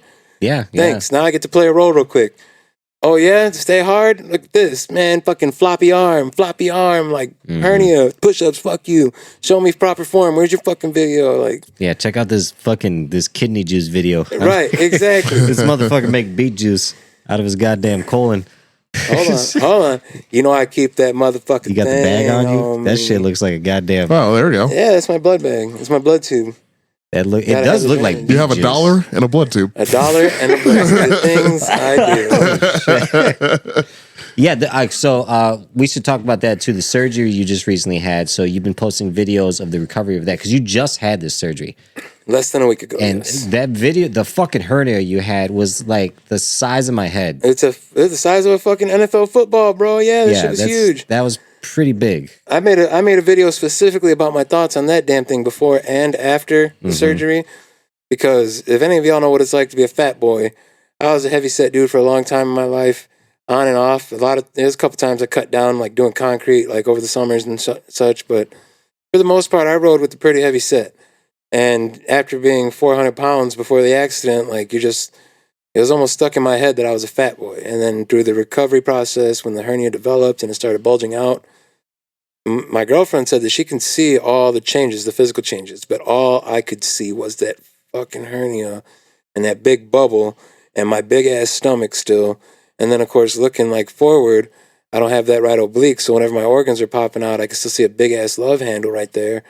So regardless of everything that had like changed, I was still focused on that one aspect of myself that had haunted me for the longest time. You know, ever since childhood, being a fat boy. Yeah, it's the biggest caveat of self-improvement is body dysmorphia. Right. Yeah. But I made a video after, you know, talking about how I was in good spirits and what I feel about it now and being able to look at it and not have a fucking shelf right there. You know, I used to be able to rest my phone on that motherfucker and it look right back at me, no problem. And now it's normal. I was like, oh man, I haven't felt like this since like 2013.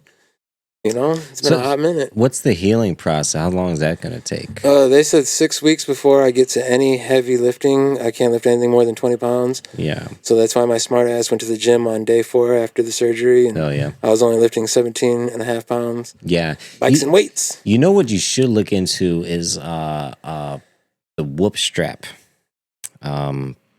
Well, I got several hernia belts on right now. Oh, you thought about it. It's a fitness band that it's referring to. It's a fitness that we band. both have. Whoop strap, hit us up. We're about to give you a free. It's pronounced whoop, actually. Whoop. Whoop. Like, you're talking about me getting my ass beat by my parents. That's a whole other situation. Yeah. We're not talking about childhood trauma. We're talking about his trauma. Getting a whooping. Is it like a whoop whoop? There it is. It's like a whoop, there it is. It's actually spelled whoop like that. Like actually. whoop, there it is. So yeah. it's a band that goes on your wrist. There's no screen on it, so there's nothing to check. It's not going to beep or anything. It's going to monitor your heart rate, your sleep, all types of things like that. And after it monitors you for about 30 days, it'll give you back these analytics of what it thinks you need, how much recovery time you need daily, how much you've exerted yourself, how much it thinks you should probably do the next day or how much you can handle. The biggest part of it is the sleep. It really tells you how much you sleep because it keeps track every time you're in deep REM sleep, all the times you wake up, and it'll be like, okay, so you lay down for 8 hours, but you only slept 3. So your next day is looking pretty rough because you can put a schedule. That is right. You can be like, oh, I want to go to the gym today, and it'll be like, I don't know. I don't need no shit like that. You know, we're sitting at, Honestly, I ignore that part of it, to be honest with you, because like, oh, you had a lot of strain yesterday. You should probably take a rest day. I'm like, well, I could do legs instead. I think the biggest thing about it is it's something to remind you to rest. Well, I see. The cool thing about this whole process is I have taken a lot of time to understand my body and how it moves and how it works, and I can almost sense like the nutrients that I need of where I'm deficient at.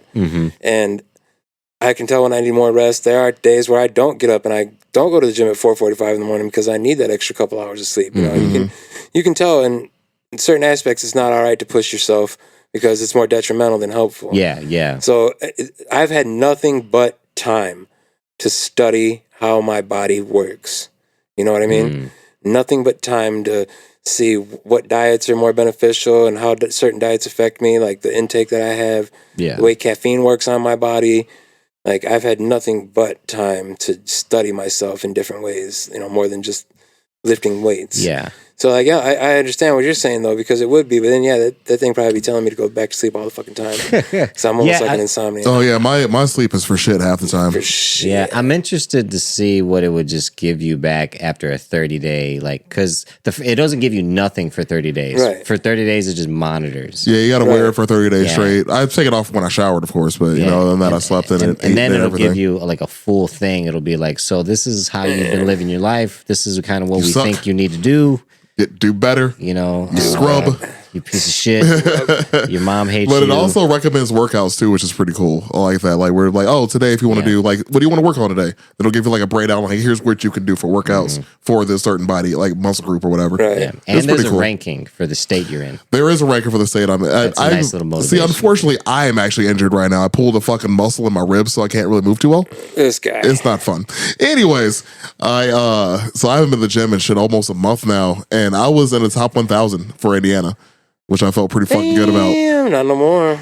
No, probably not. No, probably not. Actually, I probably lost some ranking there. Unfortunately, I've been trying to get Deesh to go back to the gym and shit, so he can be my competition. Man, that's I really need to Need start hitting friendly it. competition. Yeah. sir. Ain't shit friendly about it. You're going down. Unfriendly. Yeah, it's been a crazy busy.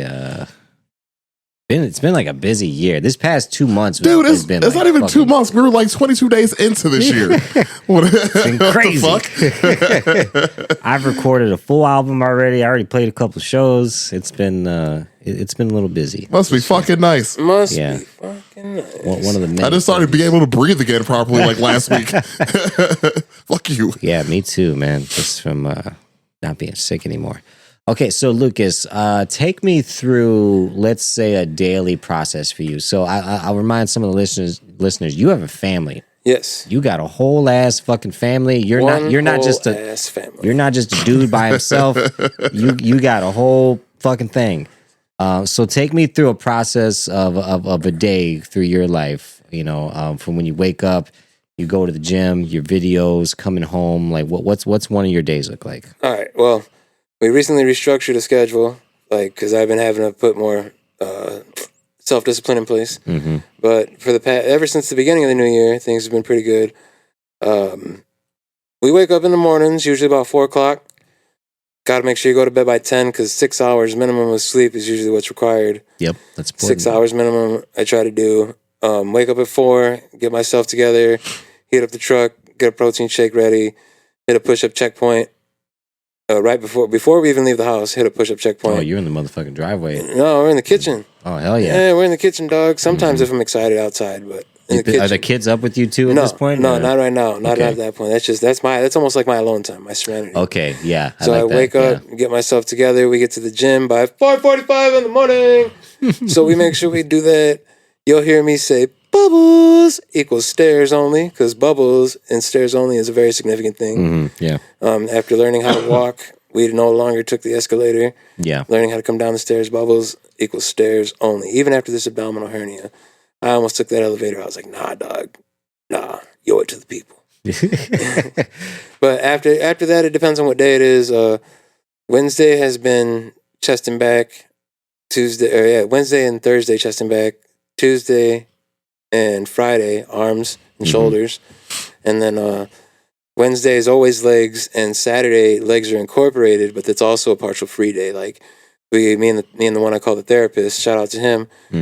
He's always coming up with something new to check out, or a different exercise, or if I have a different exercise we want to check out, and Hell yeah. we're just always trying different things out. Trying to keep it a little bit fresh on Saturdays. Yeah, free day. yeah.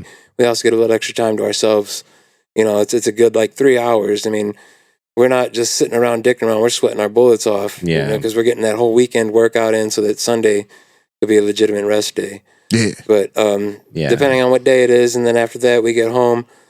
Baby Cakes, she gets ready. She goes to work because she's the breadwinner right now. While I'm trying to still get things together, which I'm going to mention my plans in a little bit. But yeah, she gets up. She gets out to work. I got to get the kids up, get the kids ready. I'm Mr. Mom right now. Make sure all of them are ready to rock and roll. 3 out of the 4 live with me. My eldest daughter, she lives with her mother, but the other 3, they're mine, and I take care of them. Yeah. a middle schooler, elementary, and then a preschooler. So then the middle schooler gets on the bus, the other guy, middle aged, gets on the bus, and then I got to drive the preschooler to school. Yeah. And then with that, I've been going to the YMCA during the day. If there's not something to take care of, like a daily chore, go, well, you got to pay bills, whatever you got to do. Go back to the YMCA. I'll try to get some good sauna action in. I was doing the hot tub before I got cut open. That's what I was going to ask. Do you do anything else besides the gym? Hydrotherapy. I do a lot, and I say hydrotherapy in the sense that I like to go from hot to cold water. Sure. And I also like to stretch in the water. Being in the water was something that helped me walk to begin with. They had the what is it? Like it was a PVC wheelchair they had.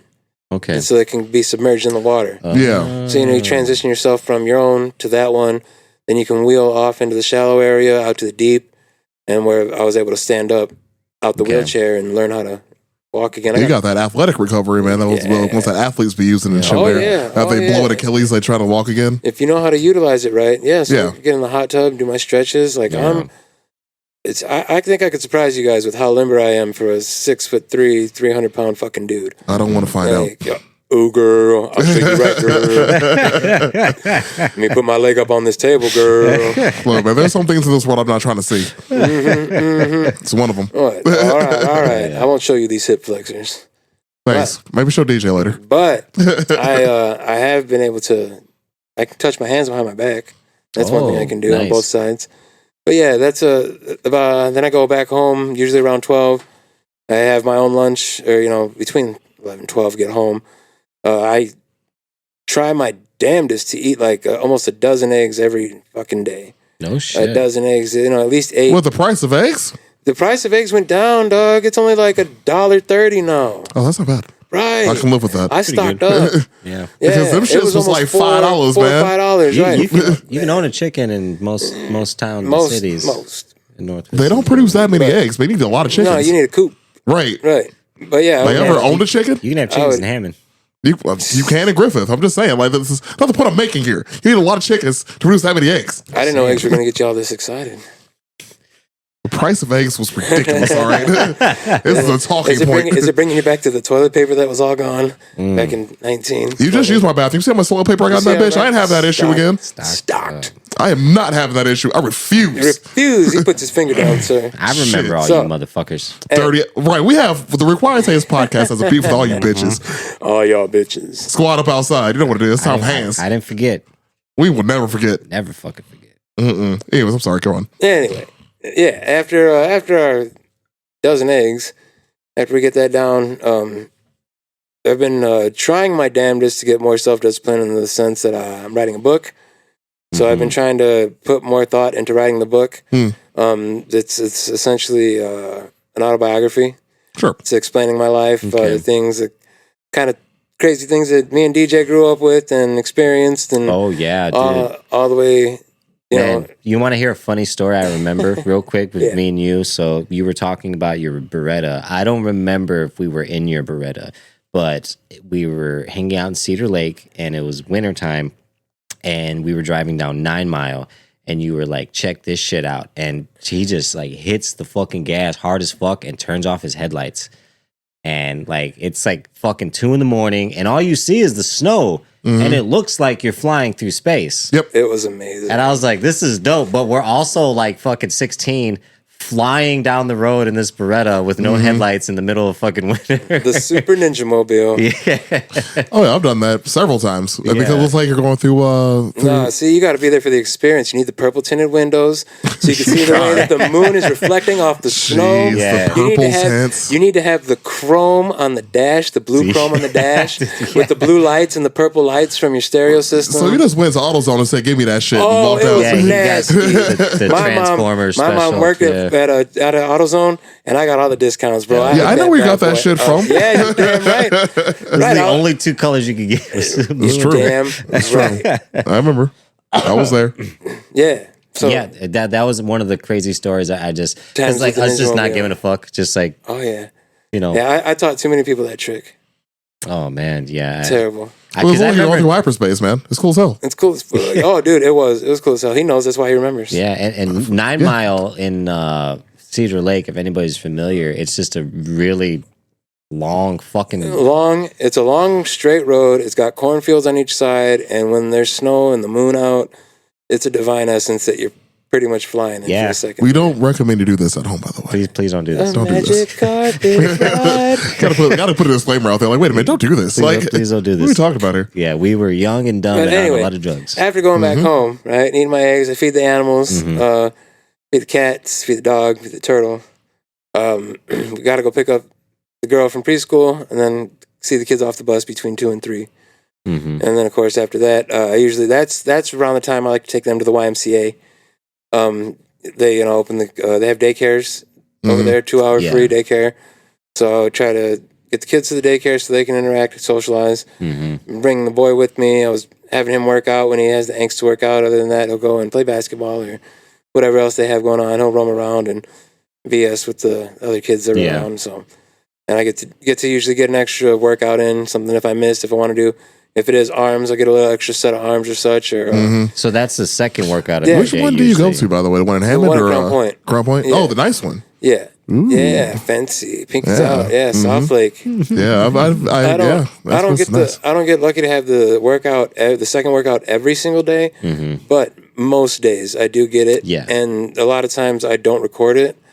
But if it is one that I am recording, it's because I missed that morning. Because like I said, if I'm not in bed by 10, 11 o'clock, I'm not waking up and trying to drag myself groggy. No matter how much caffeine, your body still needs to replenish what it needs. And if I got to set back a workout, there's always that extra opportunity. There have been plenty of times I was up there with the teenagers squatting, hey, come spot me on this real quick. So it's no big deal. Bring your punk ass over here. If you're willing to get it in, there's no excuses. You got to wait an extra minute to get on the machine, then so be it. Yeah. But yeah, either way, still getting it in. And then, of course, I'll come home, do dinner, getting the kids wrapped up. And my lady, for a while there, since she works at Amazon, it was a very hectic season. She's been coming home at 8:30, 9 o'clock at night. So she leaves 6 a.m., comes back late as fuck. Oh, yeah. So there's been a lot of days where she ain't crazy how they around. work those guys, man, at Amazon. Well, I mean, it's damn near slavery, yeah. Well, she got to choose those hours because the hours were available. Yeah. And when she's the only one doing the work, she needs to make sure that we got those hours in place. Yeah. She works in a warehouse, or is she a driver? Yeah. Well, a sortation warehouse. Yeah, I used to do sort at UPS. That's the only reason she builds the pallets. Yeah. Okay. I used to do that on a different job, but I used to unload semi trucks for a living at UPS. Oh yeah, she doesn't do that one. Yeah, they load them there, but she builds the pallets there. That's where everything comes, and I got you. Then brings them to their area. Man, Amazon, I swear, I ordered a fucking, I have this little drawing pad. It's just a light up table. I ordered it at like 11 o'clock at night, and it was at my fucking doorstep at like 7 in the morning. Sometimes it works like that because they have those warehouses everywhere now. Yeah, I was like... And they just have contractors delivering the shit, so they'll deliver whenever. Yeah, like, can you fucking chill? Like, I had something come into my house at like midnight once. I'm like, what the fuck? Yeah, man. I woke up, and the thing was, it was cold as fuck. So it just sat out. It's a light up drawing table. And it just sat outside freezing. I was like, God damn it, man. Well, they ship in the cold, so it's fine. Like, electrons are fine as long as you let them warm up to room temperature before you plug it in, you're fine. That's I mean, think about it. Most of this shit's coming from overseas. The ocean's not a warm place. Blood ocean. Yeah, there's that. That's what I'm talking about. What do you know about Death Clock? Not much, actually. Yeah, I never really watched that show. Dude, I fucking love that show. Fucking love my dad. Before we change this here subject, I want to give a quick shout out to my significant other, my lover girl. She's been holding it down. She's been doing a damn good job taking care of the house and making sure that we got what we need. Hell yeah. So I want to give a big shout out to her, not only for that, but then being through this whole process of me healing. It's been pretty hard on her, having to be the one, main caregiver. And then even through this surgery, she's been there. So I just want to give mad props to her. Shout out. Give her a round of applause. Yeah, right. Let me find the right button. Hang on. There you go. There we go. Yeah, baby cakes. Yeah, you rock, girl. Ooh, girl. You're the one who gets the ooh, girl. Yeah, girl. My girl. Yeah, and that's a cool thing too, because behind every strong man trying to do something, there's a woman trying to kick his ass. Some woman yelling at him, straight, right? just beating his ass, just like, you better not fuck up. If she didn't call me to tell me to put my fucking seatbelt on that night, she says that I wouldn't be here. Yeah, because I remember during the interview, I thought you got ejected, and you were like, "No, I had my seatbelt on." Yeah, and she's the only reason why. Yeah, that's fucking crazy, man. Yeah, I got to give props to that. That's fucking cool, man. So you said the book you're writing. Are you working with anybody with the book, or is this something you've just been doing on your own? Well, I got a friend of mine that I think he wants to remain nameless, but he's in Hollywood. He's very well invested in Hollywood. He's been in Hollywood his whole life since he's been like 3 years old, and he writes for plenty of places and things and stuff. I don't want to give too much information, but he's hooking me up with Barnes and Noble, and they're giving me the opportunity. I gotta write. I'm writing it all myself. There's not necessarily anyone that's there helping me. Yeah, that's what I was wondering, if you were gonna have a writer help you out with No, I'm essentially learning how to do this myself. I'm becoming an author as I am writing. Yeah. So I'm learning how, and the couple people that I've had read a couple chapters, rough drafts and such, they tell me that the way that I write is how I speak. It's and it's just very like presenting and open, and you feel like you're part of the conversation. And that's like, I listen to a lot of audiobooks, so like, especially if the audiobook reader is the author, that helps a lot, because you can just feel a lot of that. I would love. I hope they give me that opportunity, because they said it will be an audiobook to do a reading, but I hope they give me the opportunity to read it myself, because I think that would be awesome. I think if you go through a company, most of the time they try to put somebody on, but as far as your rights, I think you can make that call. Right. Well, I hope so. I think they just try to advise against it to save time and money and all that shit, because I think it's a long process just to do the whole reading and recording, of a book. That's fucking cool though. You're doing the book, because I that's honestly just one of those things. Me and Aaron talked about the podcast before, being like this kind of like, you kind of burned yourself into time, like, because our voices will forever be on the internet until the internet isn't here anymore.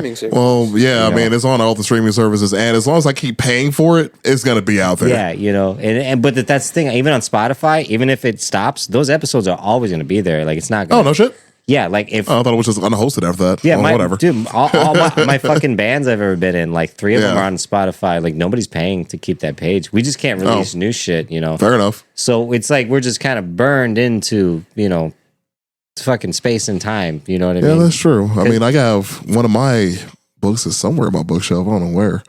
But I've been published before. And that's all, so like, my name's out there. Yeah, and that's awesome, because like me and Lucas had a discussion. We were in the car fucking blazing up. That's one does. And I was like, you got to think about, like, I think about my dad, like, and 20 years from now, when he, when he passes away, he'll be just a distant memory to family. And then 20 years past that, he'll barely be there.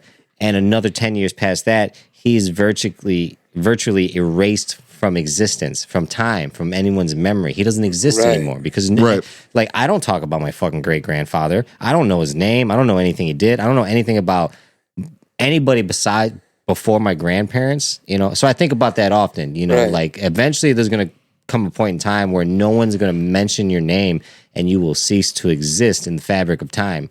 Pretty sure there's a movie about that. You just disappear. Wasn't there one of those Disney movies about that? Coco. It's about that. Oh, yeah. Well, I mean, kind of, yeah. Yeah, it pretty much is. Like, they get remembered, yeah.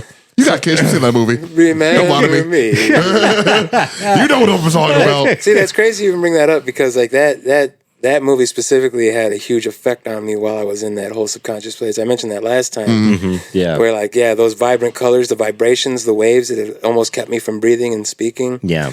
It was pretty intense. It's a movie. It's crazy, because the way that it does correlate with the afterlife and such. Yeah.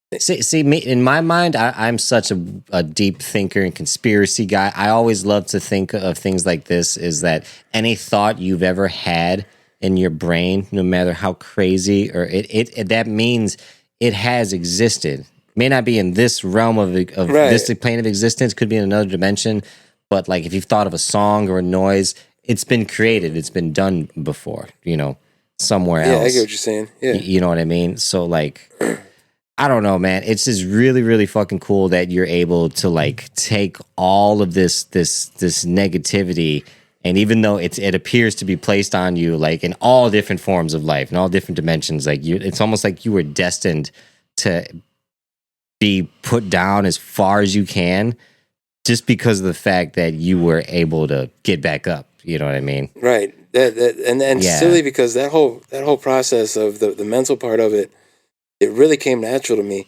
When I woke up and I was like, oh, this is the start of a new journey. Like, it was like, oh, Dora the Explorer, yeah, Dora, and we're off to the races, man. Here we go. Yeah, you've been through the ringer. You've been through it all, man. Swiper, no swiping. I see you shaking your head.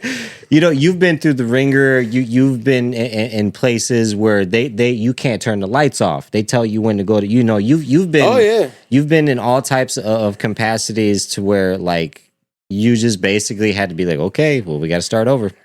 Got to do it again. You know what I mean? Right. And that's like the real beautiful thing about this. And I think it's kind of cool for a lot of people to hear is like you can get fucking knocked down to the goddamn dirt, to the depths of the fucking earth, and still crawl back and still make your way back. As long as you learn some of the things, you figure out, dust yourself off. You figured out some things you did wrong. You don't know it all yet because you're gonna get knocked down again.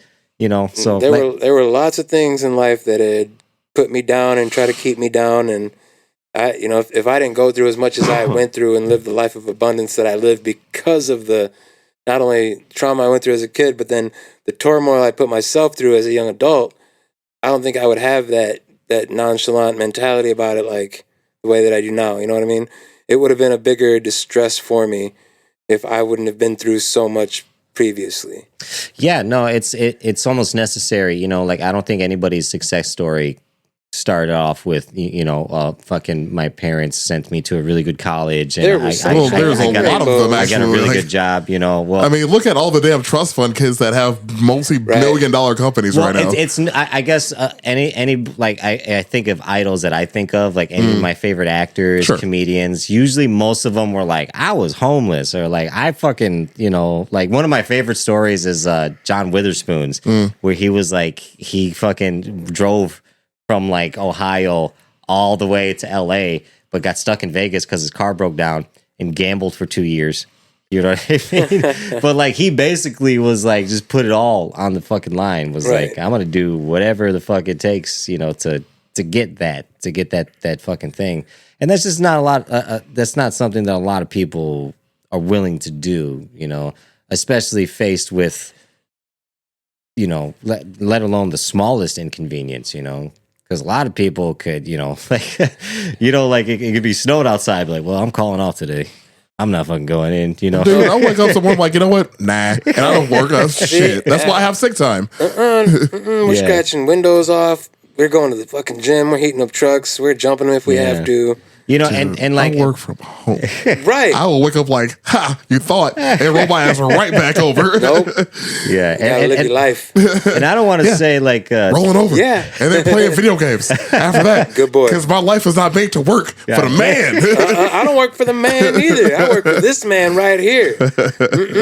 And like, I don't want to throw shade on anybody who, I'm not saying like everybody needs to, that's the thing I mentioned earlier. I always want to stay humble. I never want to sound like, because somebody's doing more, that they got it all figured out, and now you got the right to tell people, Yeah, but that's a fine line though, because you have to have some sense of arrogance in order to push yourself further. Oh yeah, the arrogance is needed, but not full blown like, oh, I'm better than you. But you have to know that you're better than yourself to a capacity. Okay, so the biggest thing I'll say about that is because a lot of people like to share memes online, positivity stuff. They like to say, oh, like, I deserve this, or you should do this, or I need somebody who can do this for me. No, none of these people I know that are sharing these memes are doing the work, what it actually takes. The waking up early, the going to the gym, the fucking doing the put, like all of that is fine and dandy for people to share and give the message, but a very, very small amount of these people are actually fucking putting the 10 toes down, and actually doing the hard shit daily to get past the alcoholism, to get past the injuries, to get past all that. A lot of people like to do the bare minimum, the easy shit.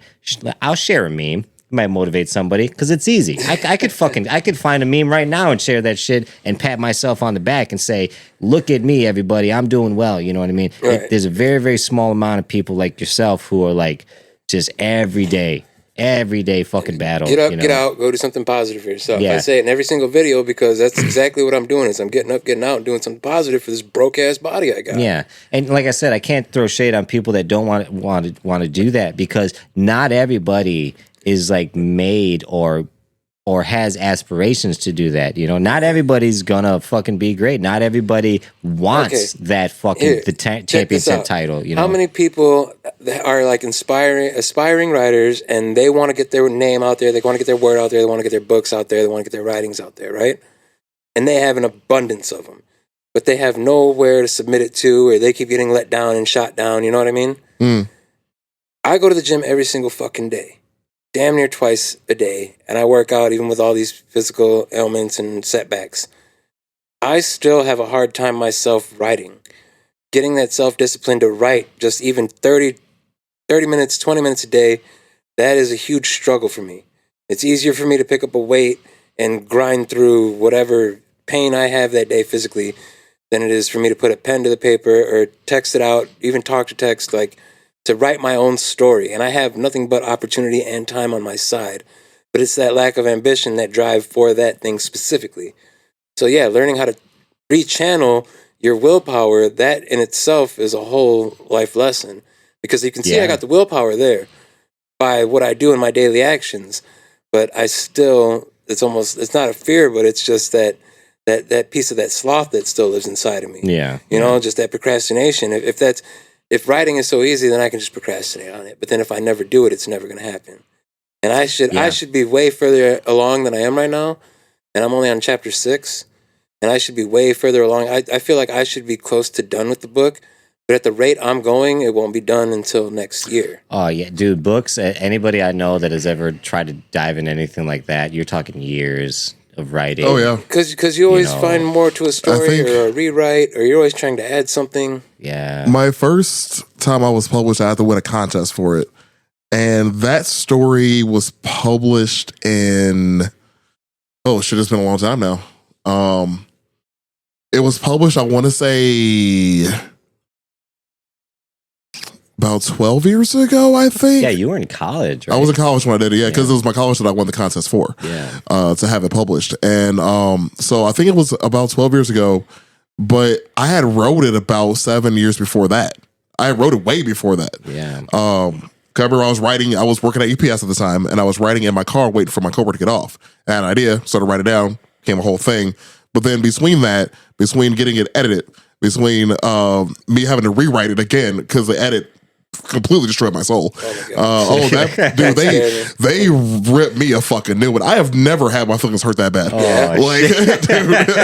Well, I write how I talk, and I told them to take it how it comes. Dude, I mean, because you're telling your story, I was writing a fiction. There's obviously the difference there, but like the problem is, like, dude, I have again never had my work criticized that hard to tell me that I wasn't like great idea. This ain't shit though. That's they were right, but the thing is, taking that criticism and actually fixing it was a bigger hurdle than anything else. I mean, putting a pen to paper is easy. Getting criticized about what you've written down, especially when you think like, I've wrote this great thing, this will be the best I've ever written in my life, and like you think like this is a piece of gold, man. Yeah. And then they have shit on by a stranger. Like, dude, I'm pretty sure I actually still have it. Faceless. I think I know where it is. Like, because they gave it back to me. And, like, it had like a bunch of like it's like I got graded essentially. Yeah. And like there's a bunch of red marks, X's on this, da da da da. I'm pretty sure I still have it. I'm pretty sure I know where it is too within years. But yeah, man, like, dude, like is having the inspiration to do something is one thing, but then being torn down about it, constructively torn out about it. But getting told you ain't shit and fix it, and then to actually fix it is the harder part, in my opinion. No, I can say I can say I mean, because even what I was talking about earlier, like even with addiction, like being told like, hey, you have an addiction, you should probably do something about that. Actually doing something about that is the harder part. Right. Because like you might know that your shit's fucked up, but actually fixing it is the harder part. Yeah, it's the everyday thing. You know, I think that's the biggest thing. We'll probably have to wrap it up pretty soon here too, because we're getting around the. Yeah, man. I want to make a sandwich. He brought baguettes. I want to use a baguette. I know I've been smashing on this one, but I think like that's just a really important thing about this whole thing is like, you know, we talked about the addiction and just all the stuff you had to overcome. There's always going to be like the failures, you know, and like I think at some point you got to realize that those failures are like these opportunities, you know, chances to like learn and improve, you know, because you can get stuck with a bad group of friends, with a bad job, with something for years and be complacent and be really good at it and think you're moving and think you're making improvements, but you're just surrounding yourself with the same things over and over and over again. You know what I mean? Right. So sometimes life humbles you, gives you an opportunity, knocks you down, separates you from these people you love, from these things you're used to, that you're comfortable, you're good at, and then it just wipes it away, you know, and you have a choice. You could start all over again and get through it, or you can just keep doing the same thing. You can just stay. Not give a shit. You could just stay there and be content, you know? And there's nothing wrong with either one. Like, everybody's got different goals and aspirations. Not everybody wants the gold. Not everybody wants the championship title. Not everybody wants to run the race. Right, but not everybody needs the gold. Yeah, not everybody needs it. Some people, their gold medal is could be this small accomplishment. That's where the different places and different paces. That's what I love to say all the time. Because maybe you're fucking champion. Maybe someone's gold right now is 10 push-ups. And that's their only fucking thing. You know, maybe that's right. where it starts, you know what I mean? But as long as you're making some kind of, something. Get out and do something positive for yourself. That's what I'm talking about, dog. Roll up off that couch, do some push-ups, dog. What's up? Where you at? Hell yeah. On my couch playing video games. Enjoying myself. Every cutscene, man, I better see a push-up checkpoint. Little something. You gonna see nothing. Get out of the damn house. So that's why my blinds closed. Terrible. So polite. So if you guys are listening, you're looking for some fucking motivation, maybe this didn't do enough from you, we highly recommend you check out Lucas's social media. You can find him on Facebook as Lucas Davila with one L. Or you can find him on TikTok, Instagram, Snapchat. It's Hackus Prime. Is that all one word? No, two separate. Hackus, Hackus. Yeah, Hackus. Prime. Okay. Prime. Yeah, that's TikTok, Instagram, and YouTube. Mm-hmm. Yeah, all that stuff. I mean, honestly, if you're looking for a new fucking motivation thing, you want to see these push-up checkpoints, check his shit out because he posts fucking daily. They're really fucking cool to watch. You can start from the beginning and just kind of watch the build-up of this motherfucker getting his organs fucking Rubik's cubed around, you know, and bones shifted and put back together. Lucas Davila on Facebook, LucasDavila. Mm-hmm. Yeah, I would highly recommend you guys check out that. Also, the first episode, if you guys go to Spotify, because we don't have our episodes numbered, but a really easy way to find an episode, if you go to our Required Taste page, you can just scroll down a little bit and there'll be a search bar at the top and you can search for keywords that are just in Required Taste. Mm-hmm. So if you just go there, type in Lucas, you'll see the first episode that pop up. I would recommend you listen to that first before getting into this one if you haven't heard it before. If you have, do a little fucking refresher and then come back to this one because that first episode is going to tell the whole story of the accident in a little more detail and all the recovery process. Where's my dick? Mm-hmm. God damn it, man. Well, thank you for having me. Of course, dude. I appreciate it. Indeed. It was a fun time. Yeah, Lucas, thanks for coming on, man. Letting me hang out. We got to do an aftertaste episode with you. I think we'll have you back on. Aftertaste. One of the after hours ones. Yeah, for sure. Mm-hmm. Yeah, that'd be cool. I'm down. That'd be easy. Hell yeah. Hell yeah. Well, anyways, like we were just saying, thanks for coming on. Appreciate the visit to the house, to the podcast. For those that have stuck with us, we appreciate it. Give us a like and follow on your favorite social medias. Give Lucas the same love. Like we mentioned before earlier in the podcast, we're going to be having his socials on the post itself. You'll see it on Facebook and the Instagram. So if you haven't clicked on it already or just followed their directions, you'll have a link to click on that way. So you'll be able to get it one way or another. Like I said before, we appreciate all of your support. Give us a like, follow, and y'all be cool. Yeah.